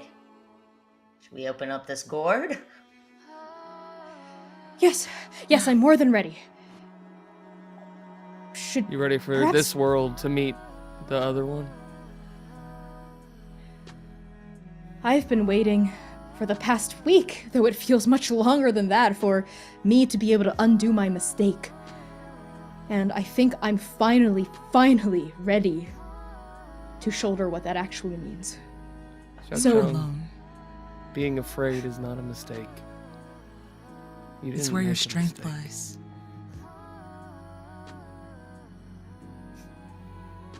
Thank you. You won't carry this burden alone. We're all here to help you carry it. And there's about to be I a know lot that more now. people here. A lot Yes, more. several thousand to be exact, over 10,000, but that aside, Oh, that's too many. it's a lot of people. Actually, Hopching, there's something I wanted to say to you. I know I'm rather, multitudinous with my Anxious? words. I'll pare it down. I'll keep it quick. I'll misnote it. I just wanted to say, thank you. I know it couldn't have been easy for you to experience what you did alongside the rest of us, and I am eternally grateful to you for your assistance and for your openness and vulnerability. I came here half expecting no one, and half expecting an ancient god more powerful and incomprehensible than my imagination could offer, so it was really nice to get to know you. The real you, not the you I built up in my head and had fantasies about, but you. And I hope that one day you'll come down to say hi. Not fantasies like that. Just don't give those looks. Because No, I'm flattered, but no. don't More think, just, more just like I thought you were going to be a really cool teacher figure and we could go on adventures together. Don't think about that too hard. Anyway, I do hope that one day you'll be able to come down from your peak to the city of heaven, say hello, Because you will always have a home in the city of heaven. Well, that's Whenever very- you're ready.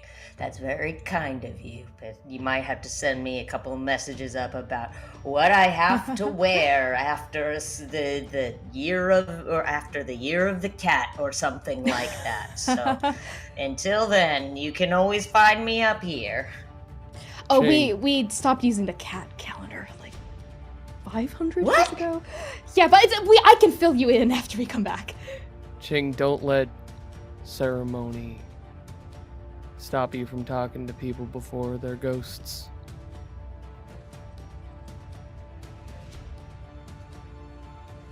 Thank you. Tea with the living. All right. Hey, Misty. And Misty comes. Misty thickens around your party, becoming denser and denser and denser and denser until it fills your subconscious, fills your waking thoughts, fills you with nothing but mist and dreams and subconscious, and whoosh, the mist clears, and you are not in the time before, or the dead garden, or the scales of sacrifice, or the forest of names, or the hall of peerless destiny. You are back in Tandu Shrine, back on the summit of Celestial Peak, as though you never ventured into the trials of the mist in the first place. But time has certainly passed. The sun is kissing the horizon in the other direction. Dusk is spilling across the skyline, bleeding purples and reds and deep golden blues. The shadows of the temple are growing long, and the companions you left behind are seated at the base of a cracked wooden pillar. And as soon as the mist unfurls around your party, Yinghe rises to their feet, and Goose ruffles his feathers and lets out a distressed but rather relieved honk, and the five of you return to the waking realm. And as you do, Xiao Cheng stumbles out of this mist, and we see that they are holding the gourd in their hands, and all of you know that the gourd is ready. It's time. So what final image of each of you are we left with before Xiao Cheng uncorks the gourd? Let's start with Lumira. The final image we see of Lumira,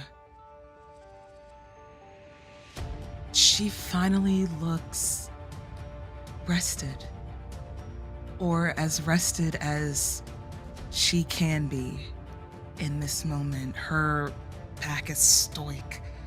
She has that same mask that we've always seen, her fingers steepled together, not hiding her gold hand anymore, but looks deep in thought. And she glances over at Zynon and smiles, and over at Sayir and grins. Grins like you haven't seen her in so long. And just like in battle formation, Lumira will step back and be your inverted point, your triangle. One, again with her team. She smiles. And what about you, Sayer? Sayer meets your grin, and there's a soft smile that radiates off of his face. And he maintains your gaze, following you, looking you up and down, not missing a beat. And as he pans his gaze away from you onto Zynon, he nods seriously, and he takes his own position within the Strike Team Nova triangle at the tip, hand on his hilt of the crescent blades. As he smiles forward, the brother returned. The boy is back. And we pan over to Zynon. Zynon catches the smile from the woman that he didn't look too closely at because it hurt too much. But this smile radiates, and there she is. A thought for later. Seer, actually Seer, the hunter, the fighter. There he is. But Zynon holds his hand close to his chest. Having looked over the beautiful city and tenderly, like he was holding a sweet, fondly for a young woman that he cared so very much about. In his hand, he holds a cherry blossom and he smiles because she's there. And he steps finally, to the side, ready. And finally, Hop Ching.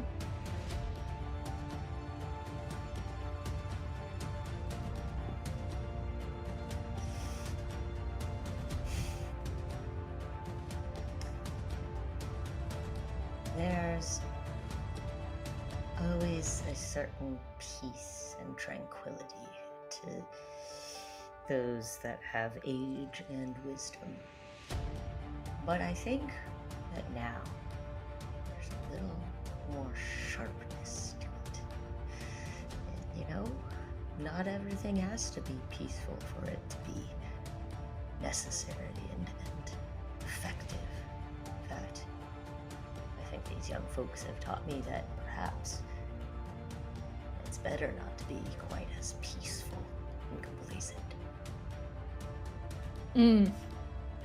And on these looks on each of your faces of a spark of resolution, of acceptance, of grief, of love, we watch as Xiao Cheng carefully, tenderly reaches for the stopper of the gourd and uncorks it. And the cap releases with no resistance at all. And then the mist is freed, and with it, all the gods of the city of heaven. And we're gonna end the session there. Thank you all so much for tuning into this very special charity guest stream featuring Erika Ishii. Speaking of which, let's do a quick round of introductions. Erika. Hi, thank you so much for letting me be part of this. This was wonderful, and what a fantastic cause. And thank you to everybody who's been watching and donating and sharing and just being so lovely in chat. You can find me at Erika Ishii or at the Erika Ishii, depending on the platform. Worlds Beyond Number is my podcast with Brennan Lee Mulligan, Abria Iyengar, and Lou Wilson.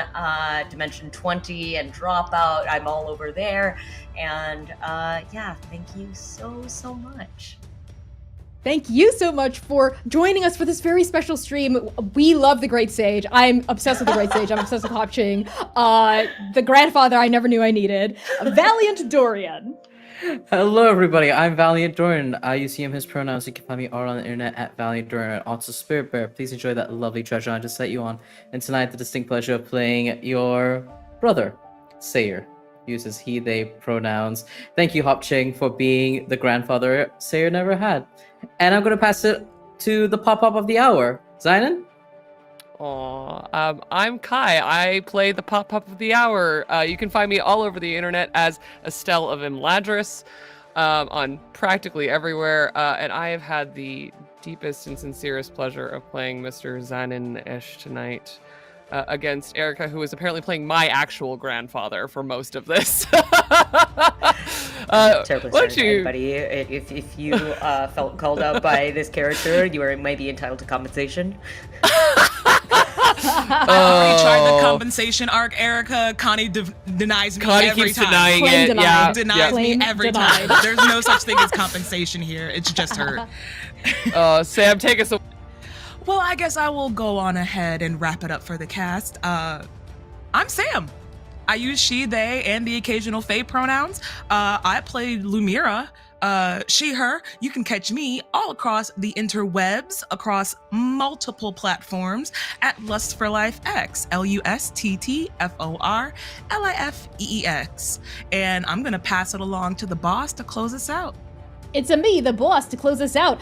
We've hit our goal, so thank you, everyone. Our final stretch goal of $17.50 and 88 cents. Very auspicious number, so thank you all so much. We're dropping the Chaos EP. We're dropping a Goose one-shot. And just, again, thank you all so much for your incredible contributions. This work means the world to me as a non-colonial, anti-Orientalist game master and artist. And thank you, Erika. Again, thank you so much for joining us tonight and gifting us the gift of your attention, your presence, and your heart. And this is going to live on as one of my favorite Chaos episodes of all time. I'm just calling it. Accurate. I'm yeah. going to second that Fully notion yes. on that for sure. 100%. Absolutely. Happy to be this was here. amazing. I'm just gonna be squealing about this for the rest of the time. So before we head out, some quick housekeeping so my producer doesn't launch themselves through the screen and grapple me. We will be offline next week, March 30th, for a well-earned rest. March 28th, 2 days before that, is my birthday, Aries season. Respect the ram. So stay tuned for some exciting God Killer announcements dropping on socials. And on April 1st, April Fool's Day, we will be hosting an actually style trivia game night right here on Transplaner RPG because we love our dropout content. Time yet to be announced. So get to studying the recap document because you're going to be facing off against our dramaturg fact checker with a chance to win it all. And by all, I mean extreme bragging rights.